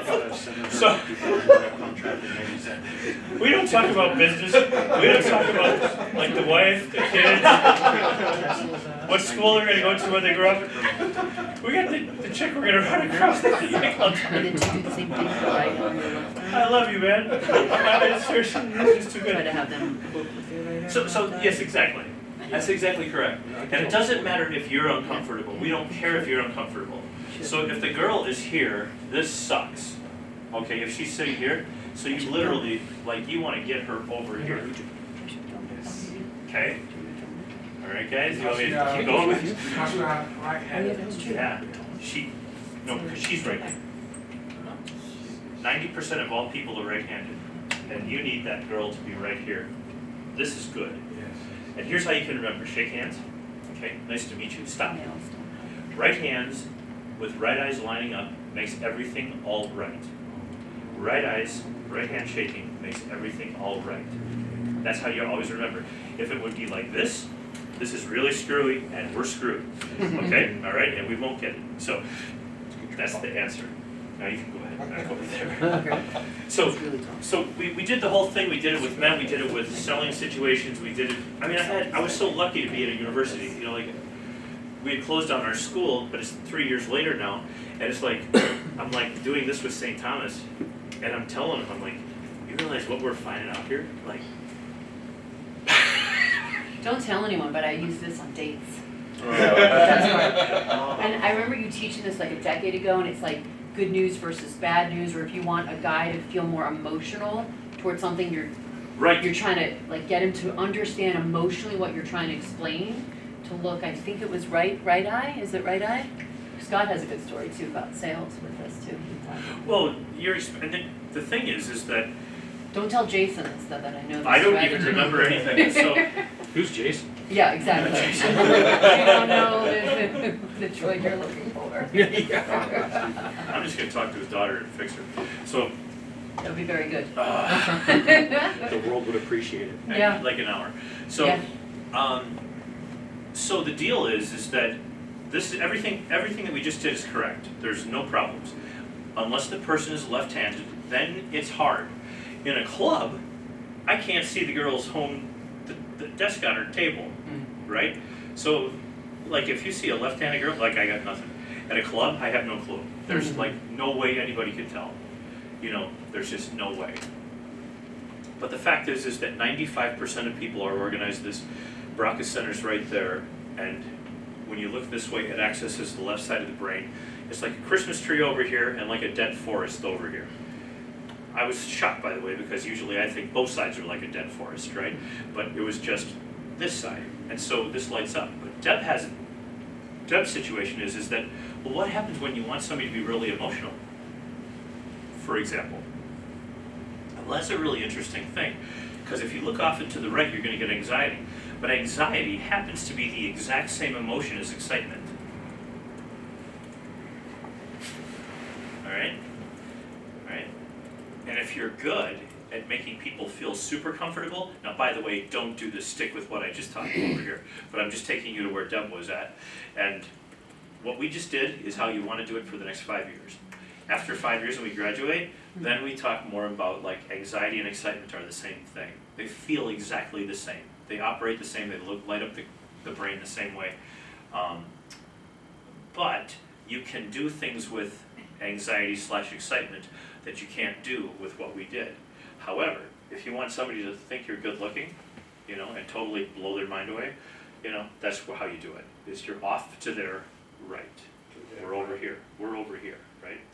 All right. Carry So a that's really how you big do it. wallet. Huh? Carry a really big wallet, show you got money.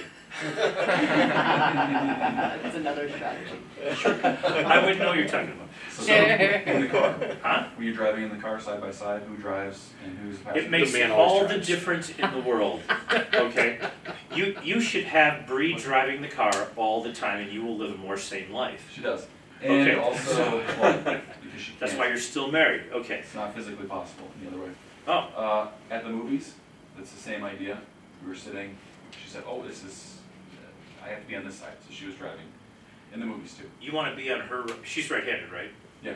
You wanna be on her right all the time, But we 24/7. We sleep in the same bed differently though. Not my fault. It flips. Imagine, okay, so like, I can't see how that possibly could cause trouble, so, yeah, you don't wanna do that. I'm talking about sleeping. Arrangements. Right.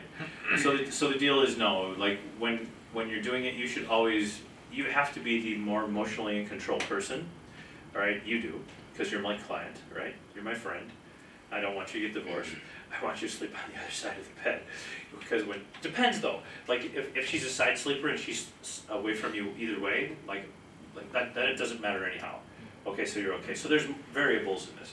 But on average, you want to be to the person's right all the time. That's the deal. All right, to the right all the time. And the left-handed situation comes up 5% of the time. You'll see differences, but generally not. People will do the same thing playing blackjack. They will pick where they feel comfortable. You'll almost always see third base filled first. The people go to the blackjack table over here where I sit first. And I won't sit at that table if I can't get third base. So I just go somewhere else, all right?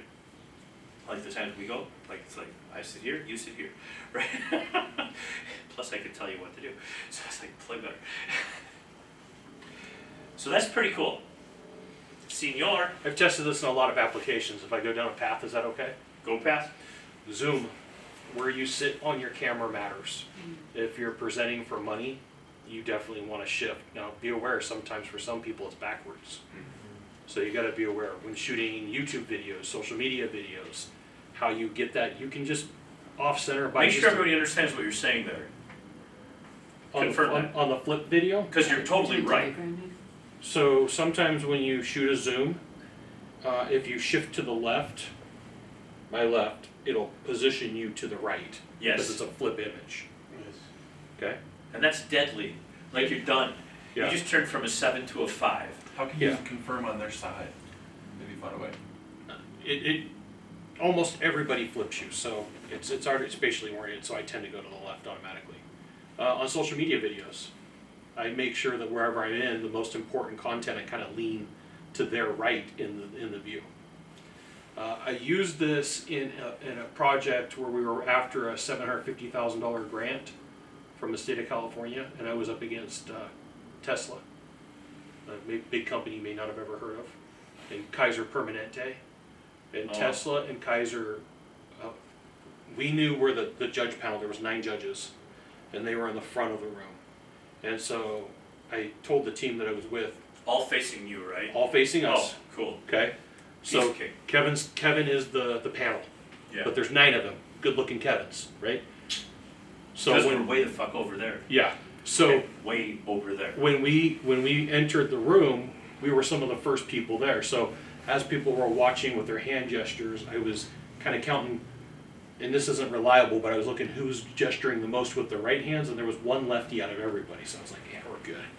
So when we sat in the room, we all heavy loaded the left side so that we would be in their right eye. That's how you always have to do it. Yeah. You gotta make your room look weird. Yeah. In order to have a great presentation. So then every time they would say something good, we nodded obnoxiously.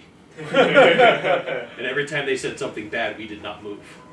I trained everybody. So I got up and stood to the front, and the podium was on the dead center, so I shifted just a little bit to favor my left, their right.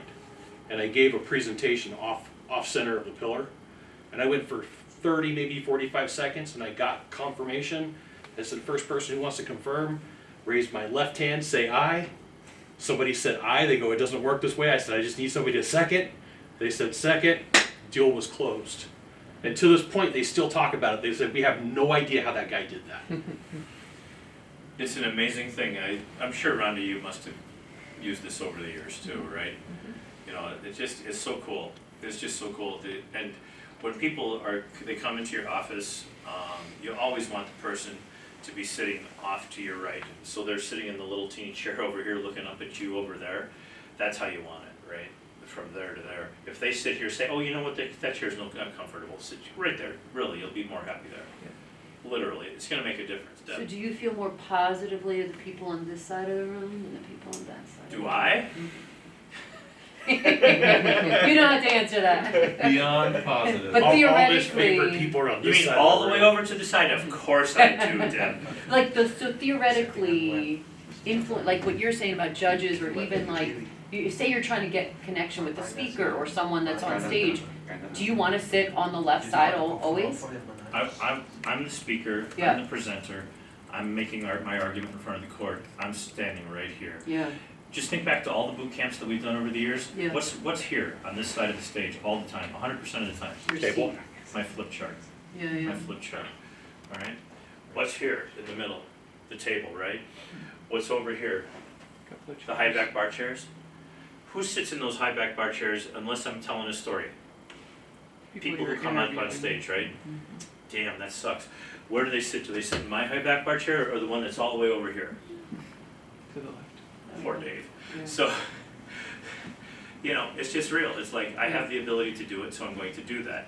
And so you create the opportunity for yourself to have the best possible experience by having your audience completely over here.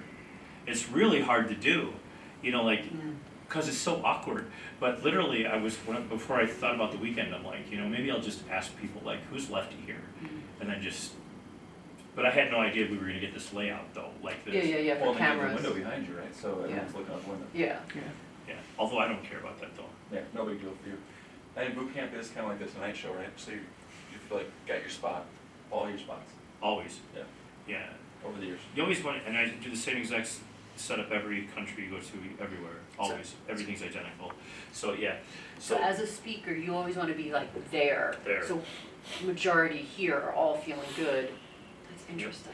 And I have people facing this way, so I'm always off to your right. Yeah.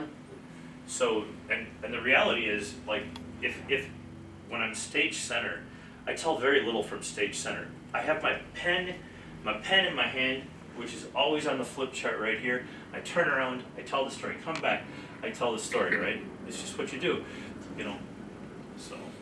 Can you stay over there? You're really good right now. What do you want to sell? It's very interesting. So you anchor It's very bad news to a certain area? Or Yeah, to a I certain give the shit chair to whoever's stupid enough to come up here. They really want to bother me. If somebody's out there in the audience and then Roger pipes up and says, yeah, he's fucking this or that, Roger, come on up here. No.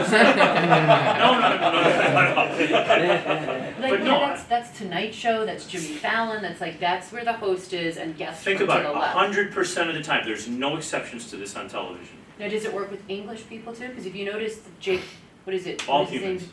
No, All but the show, like, he's the only host who's like on the left, the other James guy. right? There's Jimmy Fallon, there's Jimmy Kimmel, and then there's James, who? Corden. English. Corden. He's, Oh, yeah, right? it's also on that It's side. Yeah, it's opposite, on the but is left that because they're English and they drive on the wrong side of the street? I'm making a joke, but, yeah. Well, it's- But you okay. notice that, like, So- he's on the the left. only one that's I'm on the thinking, left. I It's on don't, the I left. think Like, it's why an does he do error that? on their part. I've never seen anybody set it up different, but apparently it It's is. Corden, that's the only one that, I was like, oh, he changes the game on that. How many years has the show been on? James Corden, Yeah. a couple of years. He's a newer, younger kind of talk show host, and he's English. I would bet against them. Yeah. I really would. You want, man, you want, On the right. I want, yeah. We got Jeopardy, so host stands on the left, guest stand, because you want everyone to connect. Everything with guests. depends on the guest. You want the guest to see you off to their right. It's not about you, it's about the people in the audience. You want all the audience to turn their head right and look at you like that. That's how you win. We're not important as presenters. The audience is critical, right? Okay, critical. So that's the deal. And I think it's adorable stuff. I mean, it's so fun to, you can literally, I mean, you're just changing people's perception of you by 20, 30, 40%. You know, I mean, in a sales situation, you're looking at all you need. How many times have you heard salespeople say, I was this close to making the sale? And I'm like, you were that close to not being on the right side of the room. You know, like if you would just, one boot camp is all it took for us to figure that one out, right? Like, so, there you go. It's not just sales, it's conflict resolution, right? So there were times where I had to fix a lot of problems and I would shift my chair on purpose. So just to get people to calm down. Same exact thing. Yeah. So just giving a yes and, I'm sorry. No, it's a great example and something people don't think of very often. But it's like, it's the predictable variable. I mean, before 1990, I did 98, Schiffer, like I said, did 96, wrote the book 97, published 98, and I ran into it maybe 6 months after I did my stuff at St. Thomas, and I was like, holy crap, like, I couldn't even believe what we had stumbled on. It was like so random. You know, it was just, and then it's so universal. It's like it always works. It's just unreal. It shouldn't work, but it does. And you've been doing it forever too. Interesting application, totally off topic. Getting pulled over by an officer that approaches on the left-hand side is more terrifying than somebody who approaches on the right, but it's more beneficial if they approach on the left than if Correct. they approach on the right. Correct. Driver's Correct. side, Oh, that's a good one. Yeah. That's a good one. One more time, Scott. Absolutely true. So let's say I get pulled over because I'm doing something smart. And officer approaches on the left-hand side of the car, Driver's side. driver's side, US side, because I don't know how it is in Indonesia. Yeah, but we're on the English side, on the right. Sorry. So, Yeah. so if they approach on my left-hand side, it's more beneficial to me because I'm in their right eye if the right hand. True, that's good. But it's more terrifying to me. As, Yes, it is like dramatic leaps and bounds. Yeah, But it doesn't matter because all you have to do is just go, everything's fine in his brain, which is the only one that has the gun in his hand. That's true. So it's all cool. But This see- is where you want it. on the other side, you know, if they approach on my right, Yeah. non-UK style driving, Passenger. right, he's more terrified of me that way. So I don't want somebody approaching on my right. They might shoot me. Well, By the I, way, I would be curious if there's a study that says there's more shootings on the right than the left. life and death, yeah. yeah, let's go ahead and test that. So, I still get so anyway, much so this is probably the most useful nonverbal piece of data there is. There's nothing that I've come across that's more predictable, more strong. I mean, this has got huge dramatic differences. You know, like this, you take this back to Beckett, you know, to the office and they'll close. I mean, business will, you guys don't need any more business, but, I mean, really. But this is as amazing as it gets. I still get blown away with just watching it happen all the time, you know. And I always sit on third base. My dealer's always sitting over here. It's like, it's perfect. Everybody loves me. Why? Because I'm such a nice guy? No, because I sat in the right chair. You know, and that's the deal. Over here is a mess. Like, you know, because I'm off to your left, I'm You're off to your left. choosing third base because the dealer likes you more. Is Yeah. that right? Yeah. Yeah. Look It's at that. dealer's opinion of you matters. It can matter about one hand per shoe. Okay? They can make a mistake, but they won't make a mistake to someone they don't like. Spiteful, Mistakes. yeah. He dealt blackjack for a long time. A So year, stay- 2 years, 6 months. 6 months? Yeah. It's a hard job. But I mean, there's people that you don't like. But like spiteful efficiency, right? So Yeah. they'll be efficient Yeah. because they don't like you. And when they would bring in the guy to replace you, the cleaner, there's always a guy that, like, if Scott is breaking even on the table, they'll bring in a cleanup guy who is just gonna race the money out of your pocket so fast it's at light speed. Have you seen the guy deal? That's the guy. The last one was like, boring. Let's get these guys out of here. It's time for them to lose. That's the guy that I like to play against. I want my hands to go by fast. I need 100 hands an hour. That's what I want. 50 of each. 50 on 2 hands. Do you play 2 hands? Sometimes. Okay. So I play either 2, every now and then 3. If it's a terrible deck, a terrible shoe, and I got people at the table, I'll play 1.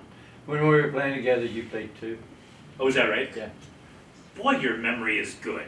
Yeah, I'm good. Wow.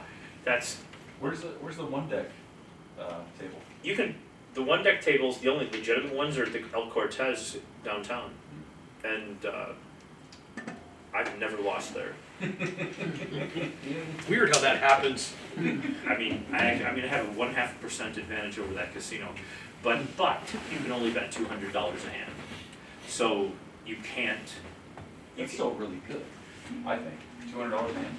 But when One you deck. go from, but if the deck is -10 and I'm only going to put $10 down. But you're going from 10 to 200 is a bit of a red light. It's like you're counting, right? You know you're counting. So, I mean, you can only play for a little while. But I love the El Cortez. I mean, it's a terrible hotel, but it's single deck blackjack, and the rules are amazing. There's nothing like it on the Strip. The MGM has 3. Remember when we were at the MGM one time and they had the 3 with hits off 17s and 9? Doesn't, I think Venetian has the best rules now. Venetian has good rules. They do. On But, strip, I should say. but you got to get rid of the 6 for 5, right? That's Yeah. going to kill us, right? So anyway, off target a little bit here. So yeah. Time. Tell me what time it is. 135? 135. We can do a little bit more. All right. So let's see. We're okay. Hey Scott, Yeah. you gonna buy an iPhone next year? No. Okay. He's more likely to buy an iPhone now. You already had some. Write that down. Simply by suggestion of an idea, in the form of a question, makes the person more likely to do it whether they say yes or no. That's the #1 persuasion technique.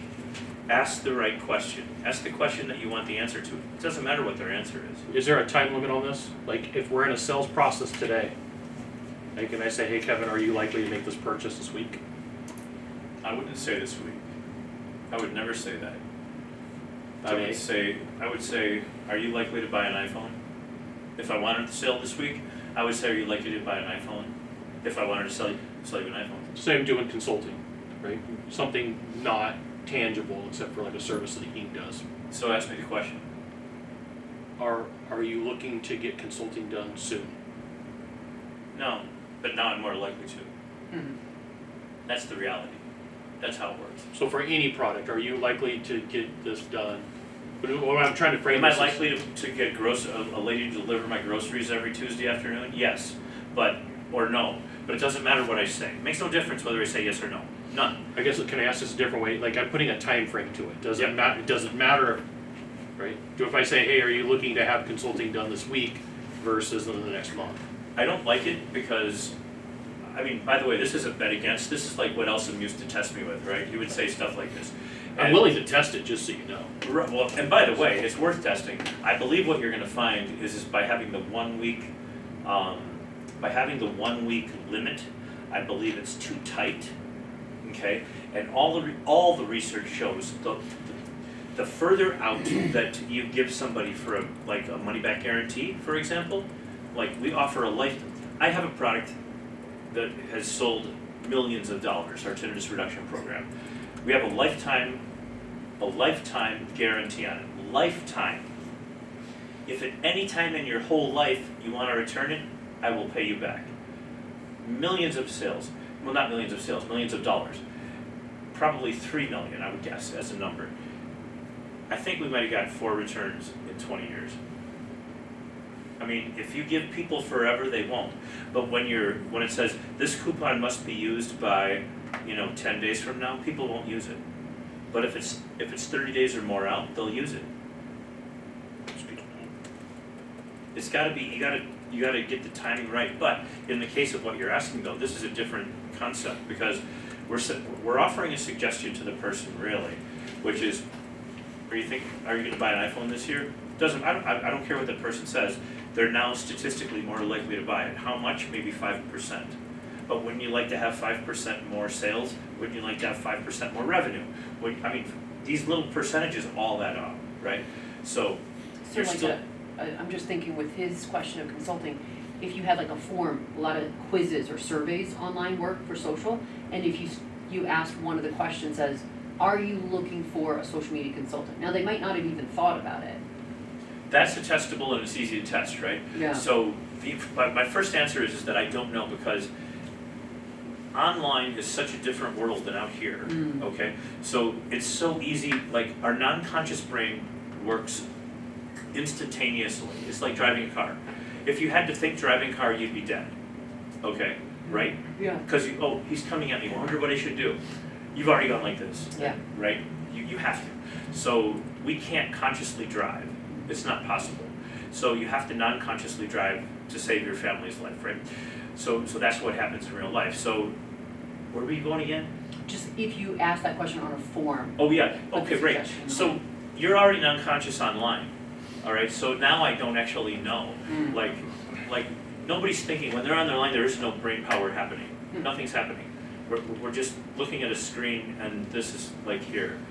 There's no thinking process happening at all. I mean, it's just shut down. So I don't know, like we'd have to test it. But here's the deal, it's a good test. Yeah. And when we find out the answer, that gives us a massive edge, because I don't know the answer. And I don't even have a guess. Okay. I don't know. Okay. I don't know. So there you go. Next one. But this makes sense, right? You suggested it. It's a suggesting question. Wow. You're so cute sometimes, kid. I love it when the lips don't match up with the teeth and they just, like they don't work. I can wait, I got time, hang on. Okay, instant trauma resolution technique, we talked about that today, right? We have 2 emotions in every story that we have. People's stories suck because they don't use 2 emotions. That's just the first reason, okay? The second reason is everybody wants you to feel good about your story. Oh yes, Mr. Johnson bought our car and it worked great for him. Or Mr. Johnson uses our casino and he loves it. That sucks. That's not going to sell anybody. Mr. Johnson was terrified because he was worried, like a crazy man, that he was going to go broke in his business. And I didn't blame him at all because what he was doing was like financial suicide. And so we were like, no, this is not okay. It's like, this is insane. Don't do that, And do you know what we did? Now we're at the midway point of the movie and we switch it now, right? From fear to relief, right? Or from disgust to joy, right? Or what else did I put up there? Disappointment, happiness is pretty good too. I just don't feel the second one very often, so it doesn't really matter to me. But disappointment to happiness. There's people that like to be happy, right, Deb? Right? See? So there you go. Huh? We got one for you too. So yeah, you want to always create your story like this. Just think of It's a Wonderful Life. Think Die Hard. Like, you need the happy ending almost all the time.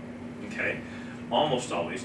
And it needs to start out intense, it needs to start out irritating, it needs to start out bad, frustrating. When you're a writer, here's Kevin walking down the street and a plot hits him. Okay? Right in the face, a plot. The story hits, right? You might walk into the room and just imagine that somebody's got a gun on the floor and it's loaded. That's a really crappy moment in life.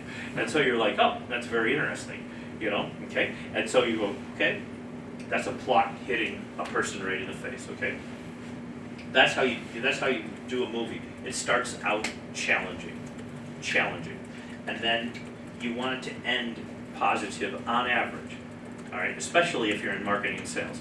But you always start out intensely, like intense, If somebody was, now here's the thing, you don't necessarily qualify for this, Rhonda. Because people have already decided to buy from you based upon who you are, I would bet half the time, maybe 80% of the time even. No, they're still very scared. They come in and it's like, I gotta go see the big bad banker, you know, and she may say no. That's the fear, and the disappointment and the worry, and so that's what I have to overcome to give them that good feeling at the end of the meeting. You know, sometimes it's funny because when I look at you, I just see how could that possibly fail. It's like, really, I mean, my filter is like, it's just going to work every time. And I know you have your 10%, and I know it's always much easier to say and do, but my prediction is right. It's like, no, Kev, I actually have to work for a living too, right? I mean, I get it. I totally get it. Number 3, the first shall be last and last shall be first. This is Jesus. Jesus is a very important person, okay? He was right most of the time. All right, so this is really important. So when people say, this is what's called the Matthew effect. This is from the book of Matthew, and the idea here is that you don't necessarily need your client to go first. You don't necessarily need them to be at the front of the line. You can allow people to see what happens when other people buy other products from other companies, okay? Okay, you can let them analyze, it's okay. It's okay, have them bring the analysis to you, like what happened. Like remember we were talking about the story the other day with Kenrick Cleveland, and you know they said, should I come and see you or should we go to Kenrick Cleveland's event, the NLP event? Like it was like a 0.0 second, like just go, right? He lost, but then I got him back next year and then he came after that, right? So the first shall be last and the last shall be first. Next up. Price's Law, we know what that is now. Okay? Price's Law just basically says half of the results of any business, any relationship come from the square root of the number of people, the amount of money, the number of houses owned, the number of casinos that there are, whatever, from that number. Half come from that number. It's so amazing. Just realize, and when people say, well, you know, I was talking to that person, they're a billionaire. They're not. I promise. I just guarantee you. They're not. Are they worth $1 billion? No, they're not. You can't meet that person. You just don't have nobody has that contact ability. Okay? They do well, maybe, possibly. I have people send me stuff, oh yeah, this person made $100 million with this thing. I'm like, nope, they didn't. They lied. Okay? You can just tell by looking at it. No, they lied. So never be intimidated by what somebody else will tell you about their success or failure rate. Just because now Hing has a very big fan base, huge fan base. Didn't you say like 200,000, or did I misunderstand that? Yeah, 250K. 250K is amazing, right? That's a huge fan base. But here's the deal. If we take the square root of 250,000, we're down to about 7, 8, hang on, I'm working on that, 900, it's right around like 900 or 1,000. It's almost nothing.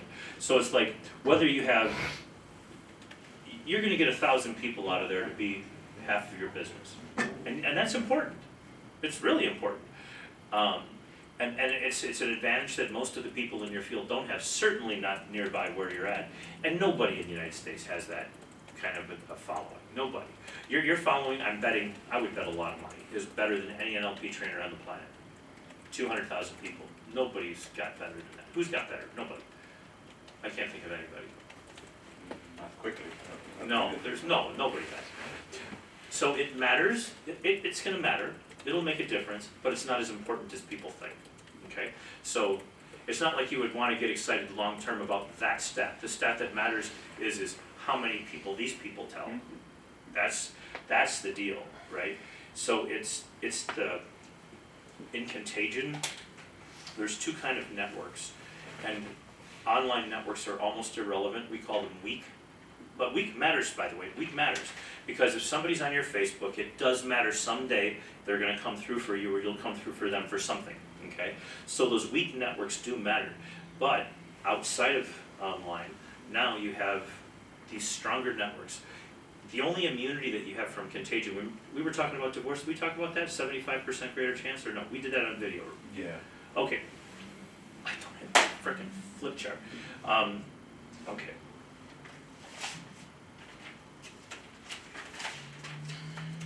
Alright. So, this is just pathetic. Alright. God, alright, no, I'm not going to do this. This is the reality of life. This is how it works. Hang on, I need to borrow Fiji. Go, yeah, I want that one too. I'll take yours. Thank you. We're good. Okay, and we're here, and we're here. Alrighty, okay. Draw this picture. I just went to a lot of work to put it together. Seriously, draw this picture. I mean, really, everybody, draw this picture. Draw that. Ding, ding, ding, ding, ding, ding, ding. Okay? Alright.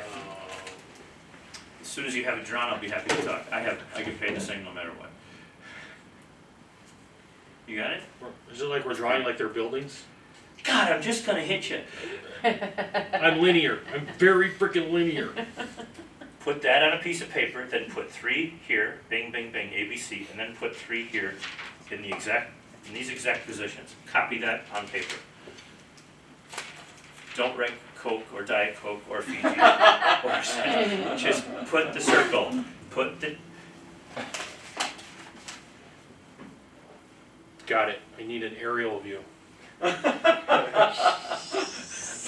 I was struggling, like Just gonna kill the boy with the learning disability. I have one. That's all I want.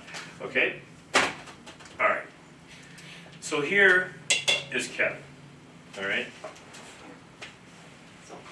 It's a Diet Coke, it makes sense, right? So there's Kevin, and he is influenced by the people in his social network. That could be a person who lives in the house, okay? Alright, that could be that. There's usually 2, 3, 4 people in a house. Maybe not now. Although Josh is there a lot. And you were there a couple days last month. So there's Kevin. So we're gonna start here now. So you take family, okay? Family matters. The kids change your life. One way or the other, they influence the daylight side of you. Ding, ding, ding, whatever the family is. But this isn't family we're talking about. But they matter though. They matter a lot. I'm just gonna talk about divorce and money. We could talk about health, we could talk about happiness, we could talk about anything. But divorce and money are the ones that are easy enough to quantify. They had a divorce, they have lots of money. Easy numbers, right? The data, now this by the way is not my work, this is Christakis. Christakis. Christakis. Christakis was one of the 40 founders of the Framingham, Framingham, Framingham study, which studied 48,000 people, followed 48,000 people for 60 years. Wow. That's huge. That's as good as it gets, right? That's amazing. So, what Christakis discovered was this. Christakis and his team. Christakis is the most famous, but I mean, you're talking dozens and dozens and dozens of psychologists over the years, right, that have found this information out. This originally started out as a heart study. They wanted to find out what causes people to have heart attacks. Okay, right? Like what's laying on the floor in your bedroom, right? So what causes people to have a heart attack? What's going to cause Kev to have a heart attack? And so they would say like, well, you know, is it genetics? And yeah, there was some genetic stuff they found. And they found all these things. And then all of a sudden one day they're like, wow, that's really interesting. These people all went to college because college actually impacts your probability of heart attack. Okay, it reduces it. Okay, you go to college, you're less likely to get a heart attack. I went to college, I've sure increased my chances of having a heart attack. Boy, I've taught at college and I was positive that was gonna screw me over. But, so here I am. Okay, so we find out all the heart attack stuff and that all came out after about, I'm gonna make up a number, 2005, 2003, something like that. So they print all this stuff after 50 years. Now, Christakis is looking at this one day with Weber, W-E-B-R, another famous dude who's really smart on contagion. And what they found is that Kevin has friends, and he's got family. Who matters? The people who live with you matter. No matter who they lives with you, these people matter. These people change your life dramatically. And in my world, Josh matters more than anybody this last year because Josh is in the house more hours than anybody. Okay, so his impact on me is like a family member. Mark's in the house maybe 4, 5, 6 days a year, 7 days a year, something like that, right? Jesse's there maybe a couple days a year. These are minor influences, but he's there 3 days a month, 2 days a month, something like that, right? 25 days a year, right? Devin's there about 25 days a year. So Devin and Josh are like here and here. So this is like Josh, this is Devin, and I'm trying to think who this is. There's other people that walk in and out of the house, I just don't remember. Usually they're contractors. But that matters too, by the way. Matters a lot. So here's 4 people, but I'm only connected to these 3. Okay, as you can see, there's no direct connection here. All right, now, so we got people in the house. Hang on, I'm just gonna actually identify them. What are your kids' names? Teresa, that's there. And then what's number 2? Kimberly. Nice Russian name. Actually, the first one I named the Russian Sasha, the middle name. Of course you did. Huh? What's this one's here? Kimberly and Catherine. And then you don't have to say the last one. I'm just gonna pull it more here. Okay. It says evil. Okay, so this is the influence. It doesn't matter how many dogs we have sex with. Yes. None of that stuff matters. You know exactly how it feels Right. So this is Hing's world here, right? So it's like that's at home, but Hing sees Cecil 5-6 days a week. That person is a huge influence on you, massive. You see her more hours than you do all these other people combined. Okay, literally those hours add up to influence. So if this person starts using drugs, your probability increases. If this person, whatever, it matches. But let's just talk about divorce and money. So here you got these 3 people. If their influence is a net positive, net positive, net positive, and they're not divorced, this one will hopefully be soon, okay, which we can not, then you become dangerous to people like I am right now, okay? But until then, you're okay for the moment. Now, and by the way, he has told me that he doesn't like you guys all that much, but like you do hang out just because like he feels sorry for you, right? So you're not divorced, and you have never been divorced. Not divorced, never been divorced, not divorced. Oh, that'll all change. Okay.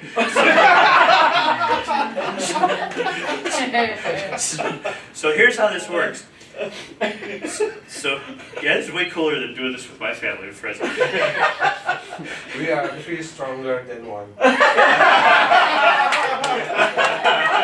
By the way, immunity with contagion is really important. That comes last. So here's the 4 people at home. This is a complex issue because this person is going to have a divorce with this person hopefully tomorrow morning. Can we do that? You know, we could set up something to take care of the whole thing for you. But that's going to happen, okay? All right, now, and we'll talk about that in a second. So then you got this over here and this over here and this over here. These are your friends, these guys right here, right? Okay? I bet you that there's nobody that you talk to and see more often than these guys. Correct. All right? So we're going to stop here. So now, Hing talks to these people. How many hours a week would you say you guys talk to Hing? 2 each? 2 hours a week? More, I think. Sometimes texting more a week. In a week, maybe 2, 3, 4 hours. But you didn't text right? No. Talking. Talking. Okay. Yeah, words. Oh, no, not these days. Talking or face to face? Okay. Maybe 1 hour a week. Can be, but depends. Okay. So an hour a week. Okay. 1 hour a week. But you see these people substantially more often. They're not getting divorced soon. Okay. All right. We'll talk about money in a minute. And then we have evil over here. Okay. So now, as soon as evil is divorced, that means you are too probably. But when that happens, then the odds of each of these 3 guys getting divorced increases by 75%. 75%. So you're going to need the antidote before we go home. Okay? 75%. Scary, right? Scary. Scary. I'm sitting here like, Scott's not married. Okay, I can talk to him. Dev's not married anymore. I can talk to him. But Dev been divorced. And Josh, I don't want to do. there's days though, I'm like, yeah, he'd be alright. So, I don't know. But I could divorce other things, right? Like, Yeah, sure. alcohol or, I could break that's up good. with, sugar. I could That's break up good, with sugar. Josh. That's good. That's a good twist. Who would I be to argue with such logic, That's right? good. That's good. So this is your 75% increase of influence, all right? And if these people, like Teresa, Teresa, I knew that. She's right there where she could get married soon, right? Okay, so we have to inoculate her too. Okay, that has to come. Okay, because she's close, right? I mean, 25 probably, 20 something. 21. Oh, she's 21. That's right. Okay, all right. So, so she'll probably be married in 5 years. So anyway, so this is the situation exactly as it is right now. 75% increase, 75% increase, 75% increase. This is where it gets weird. Give me the name of a friend that you have that Hing doesn't know and has never met. Booty. Booty. Yeah.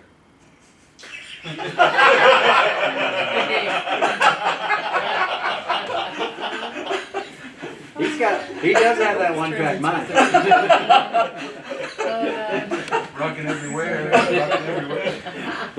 That's booty right there. I've never had so much fun with this one in my life. Booty. Now he gets it. There is booty. It's not booty. Dude, I don't need anything. Every time you say it, his mind becomes a 13-year-old. No matter how you say I'm it, cool. how many times you say it, it's gonna be booty. You're gonna take it back. Oh, that's so good. You can't do it. I've never had more fun. Listening to meetings in Vegas, ever.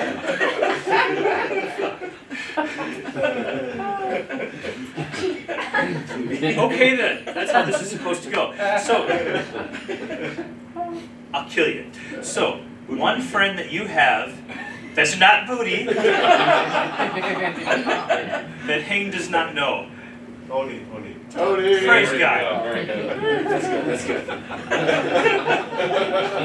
You're a I get believer lit. now. You're a believer now. Now, hang on. So, Tony. And Tony.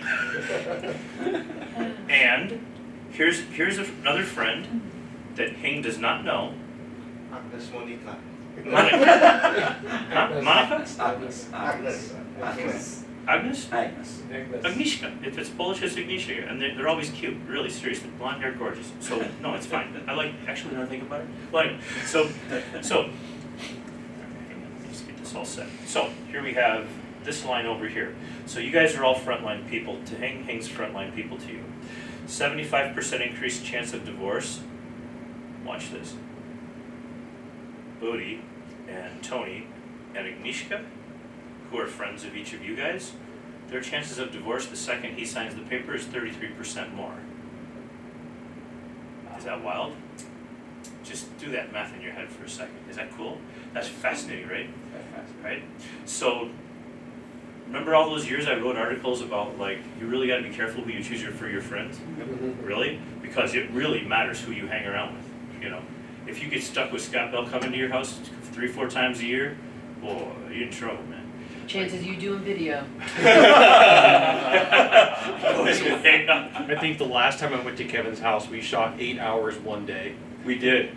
4 hours the next, and then before I got on the airplane, I'm like, we got more to do. Kevin was like, please go home. Get out, get out now. But it was salvation, though. It was a salvation moment. And I know that my ex did actually call you a couple times and asked you to come. Yeah, right? Probably so she wouldn't have to look at me, right? So probably. So for whatever, you know, she would whisper at me. She'd say, "I have Scott coming." I'm like, wow, that's amazing. You actually cared that much. I couldn't even believe it. So 75 and 33. All right. Now here's the thing. That's for divorce, but let's flip it. Let's call it money. Okay. Let's say that Hing earns. I'm going to make up a number. Let's just say $300,000 a year. Okay, so let's just say Hangworks earns 300 grand. Let's say that you guys are not in business of any significance, okay? So the probability that you guys are going to be approaching his dollar figure, depending on the rest of your networks, okay? Hing is a massively positive influence on you, massively positive. All right, we were talking about 75% for divorce, it's about the same for wealth, okay? So the probability of you increasing your wealth because you're hanging out with this gentleman means that you're going to have an increase in your wealth too. It would be really hard to screw it up, okay? It's such a, I mean, the correlation here is so huge. And then for Agnieszka over here, and Tony, and the chick with the big ass. What a screwed up society we live in. What the hell, really? Like, why is that good? So anyway, I've never understood it. So anyhow, but 33%, their wealth is going to go up 33% by having this guy in their network, and they'll never meet him. They're never going to run into him. Christakis and Weber. This is their research, and 80 others, social psychologists. Now, this is pretty amazing in my mind. Your influence on people that you'll never ever see in your life is amazing, okay? So one of the things that we want to do is put our first tier, like Rhonda and Scott and Deb and Roger and, you know, my son and Josh. You want these people around you, and they act as your sort of like insulation, right? All right. Now you can't do anything about divorce because this one has to happen, right? So that's going to happen. But you can do a lot about wealth. It's a total decision. I mean, it's like your choice, right? It's like nobody says, you know, dear God, well, maybe they do, I don't know. But like, dear God, would you send me some money? No, you have a good day, Kev. Okay. So it just doesn't happen, right? So this is how powerful the impact is going this way and this way as well, because all of these people are either married or not, they all have wealth or not, they all have happiness or not, and they all go this way, okay? So it's like Hing is influenced, let's use Cecil here too. Cecil sees, hang on, where is she? You can be sugar in the raw. You're sugar in the raw, all right, all right? Really? Okay, so we're gonna, no, I won't put you over there. I like you over here. You're safe over here. So duration matters. Duration of time matters. So when you're, and then again, remember this all started with the heart attack study, right? 1948. 48. Followed for 60 years. It ended in 2008, and now they do all the rest of the studies, like relationships, divorce, all that stuff. And it's everything. I mean, you gotta, the book is called Connected. That's Christakis' book. He just released a new one. I got it on it. I just bought it the other day. Everybody should read Connected. Holy smokes. Because it talks about all the correlations for everything, like everything in life. Probability of getting into an accident. I mean, we're so interconnected. Okay, so now we see just an example of how these people are impacted by this person and how these people impact that person. So, by your choice of friends, by your choice of the people that you live with, you change his life. Wow. And Rhonda still comes. But I would go too. I get more from Rhonda, from Scott, than from Deb, from Roger, than I'm going to get from a lot of people in my life, right? It's like, this is gold. Like, being here is gold. Because everybody here inoculates, okay? How do you fight off this incredible statistical percentage? The way you do it is by having conversations often about it, okay? And so you have, in the heart study, when we're doing the heart study part, the people who actually have the closest networks overall. So in other words, it's really hard to do this without a board, but just imagine that all of these points are people in my network, okay, of friends, okay? I have lots of friends that I don't see, talk to whoever. I have lots of family I don't see, talk to whoever. And they're all here, okay? They're weakly connected. These people are mostly weakly connected, but they're important for other reasons, which is a whole different discussion. But nevertheless, the closer that they are to me, the more impact they have, okay? Inoculation means that the closest people around me, like my son and I would talk, and we talk a lot. Okay, we get on Facebook video maybe every 10 days, something like that. And we'll drink together usually or something like that. Talk about pool, talk about business, talk about what's happening with Nestle and nobody else. And all that kind of stuff, right? So this is an important thing. This is a human I see a lot of FaceTime with, a lot of FaceTime over here, a lot of FaceTime down there at the end. You inoculate yourself by talking about the divorce. Okay, all right. It's like, okay, when that happens, what's going to happen? I'm going to be really happy, sad, angry, frustrated. The whole thing with the kids is going to suck, you know, and you know that. Are you prepared for it? Are you prepared? What do you think? Josh and I have these kind of conversations about life, literally, all the time. Like, we'll talk about, you know, what's happened in family and all that kind of stuff and how we're connected, and because he's there all the time. So this is us talking. We're constantly discussing. When you're talking about it, you inoculate yourself from it. Okay? If you talk about it enough. Okay? But it has to be in a way that doesn't prime the event. Okay? You with me? Right? You're there. You're already there. Scott's probably already there too. So like you can't prime the event. You don't say, so Hing, are you divorced yet? That's really a stupid thing to ask. Okay? Hing, are you doing okay? Are you going to be able to handle this all right? Everything cool? You just asked me last week. I know, I'm a stupid person. Answer my question, dude. All right? Yeah, I'm all right, Kev, really. Really? Okay, yeah. I'm actually handling it pretty good. So if you see him handling it pretty good, and if you believe it, you're now starting to get inoculated. And now that 75% starts to reduce. If you believe. Yeah. They'd be talking, I'd be there. Yeah. All right. So you want to reduce the probability through inoculation, and you inoculate by giving yourself the virus, okay, by talking about it. All right. You can't give yourself too much. Right. You can't prime it. You can't give it to a little baby. I mean, because they'll get sick right away. Right. But realistically, these two humans are the most two important in your life. Evil and sugar in the raw. You're sugar in the raw, girl. I'm getting you this time. And so those two humans, if to be selfish, you need that to offset that. And Offset. that's offset to erase the negative effect. Okay. All right, and the way that happens is you observe the behavior of this person, and you see help, value, caring. What was it? The list? We saw the list. I got it somewhere. Compassion and all these other good things, right? All right. Oh, green latte. Okay.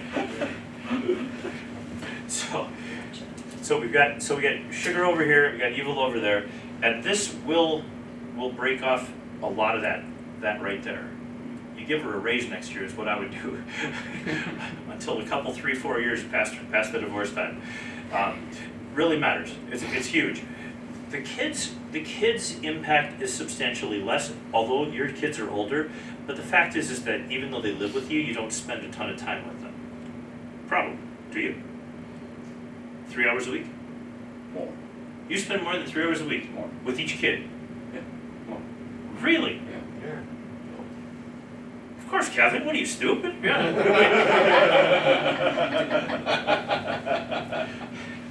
I'm heroes, yeah. I was gonna say, it's the daughter's heroes. Yeah. We said. Now There we see you go. why. Okay, so this is really cool too. But by the way, there's also contagion that goes the other way. Both of these people impact these people. All right. Now, there's good news. 25 years ago, the divorce was a negative for kids in a family in the world. In 2024, the research is now shifting. Now in 2024, the kids are happy that they're getting a divorce because they're no longer louder than the rap music in the background. Okay, and so the rap music leaves the house, and the evil lives the house, and all of a sudden, you guys all Catholic? Like one of these dudes, right? Right? So like everybody all happy now. Like the world's a better place. So these guys can have a huge positive impact on you too, and I think they will. And you want to have that same positive impact too. And the way that you inoculate them is by time with. Talking to them about things that are important in their life. What's going on? Do you want to talk about what happened with mom? You know, Dad, I'm happy. Okay, well, what else do you got? You know, and just sort of walk through it a little bit, right? You know, and so those are cool things. So, and each of these people, for you guys, these people all influence your life. You may never even see evil, but she impacts you up 33%, right? 75-33. That's a lot. You know, that divorce right there, 33% increase. The impact on him emotionally, if you see him, he's going to cycle, right? He's going to do this. You know this is going to happen, right? Life is, all kinds of stuff. So as he cycles and goes through this, you want to just talk to him, like literally, and say, shitty day, shitty day. Okay, what's going on? And you get the man who never talks to just talk for 5 minutes, right? And so he's going to say, well, here's what's going on, all right? And you say, oh, really? Don't give him advice because it'll be wrong. So don't ever give advice. All right, just listen to what the person has to say. Get the inoculation. All right. It will, right? Best listener in the world, right here. Next to nothing. Next to no words when it comes to stress and tension. That's how you inoculate. And so all of these people influence, and this is contagion. And so this all extends out. And the best other method of contagion and controlling it is for Heng to, let's find a couple other people here, to allow his social network to increase a little bit without messing other things up. And now there's 3 people that he sees face to face. The human face is really important. The human voice is really important. The communication is really important. Just talking to people. You know, our little 2-second WhatsApp things do nothing for us.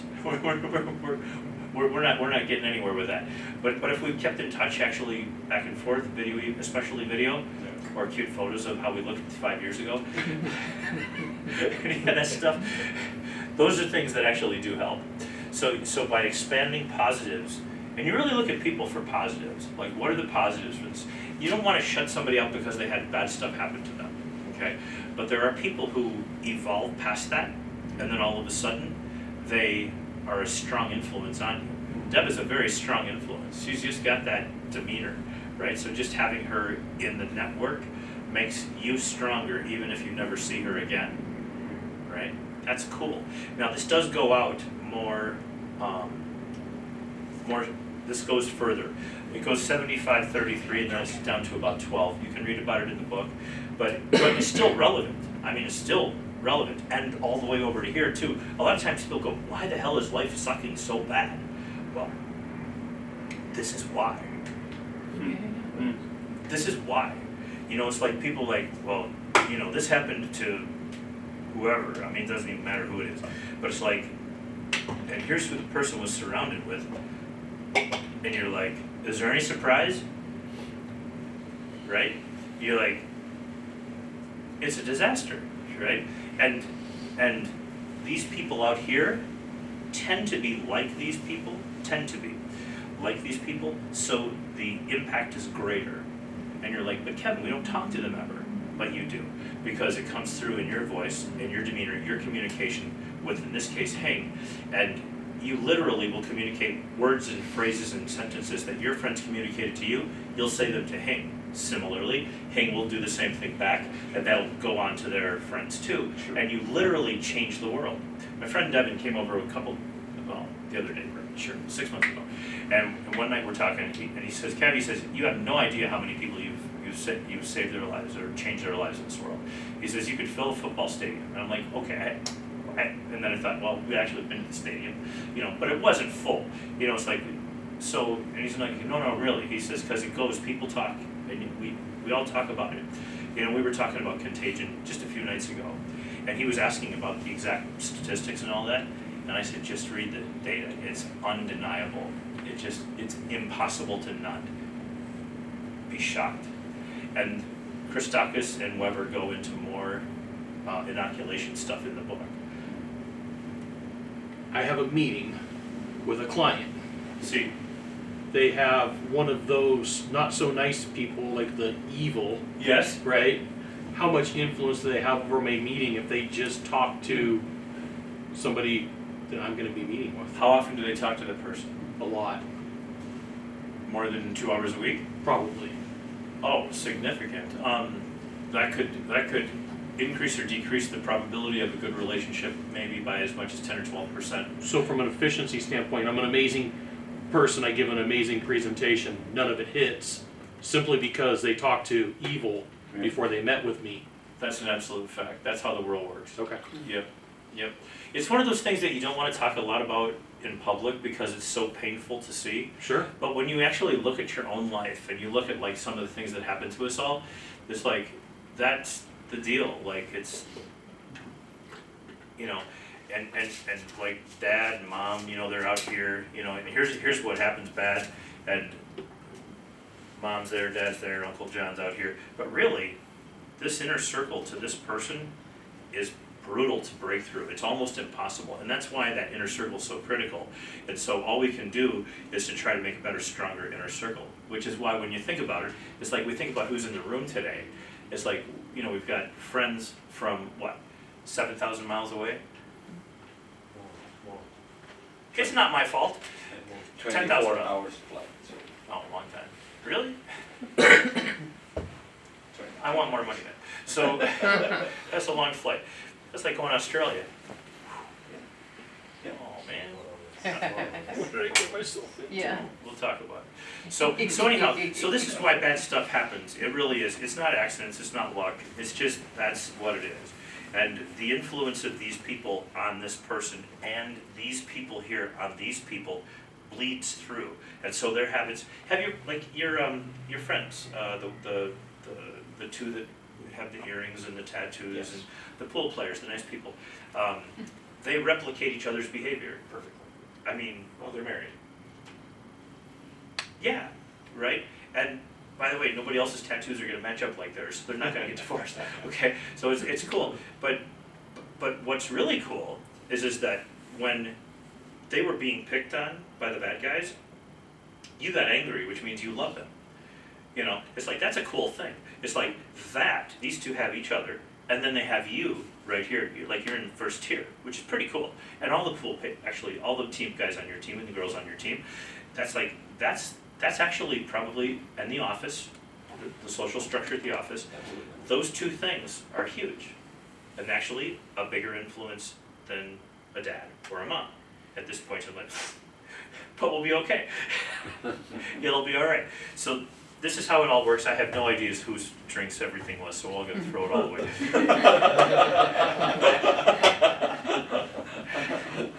I don't want to touch I know, anybody's it's mine. Where am I at time? Am I at 2 o'clock or no? 2:20. 2:20. It's lunchtime. We will take 75 minutes and we will be back at 3:35. 3:35. Then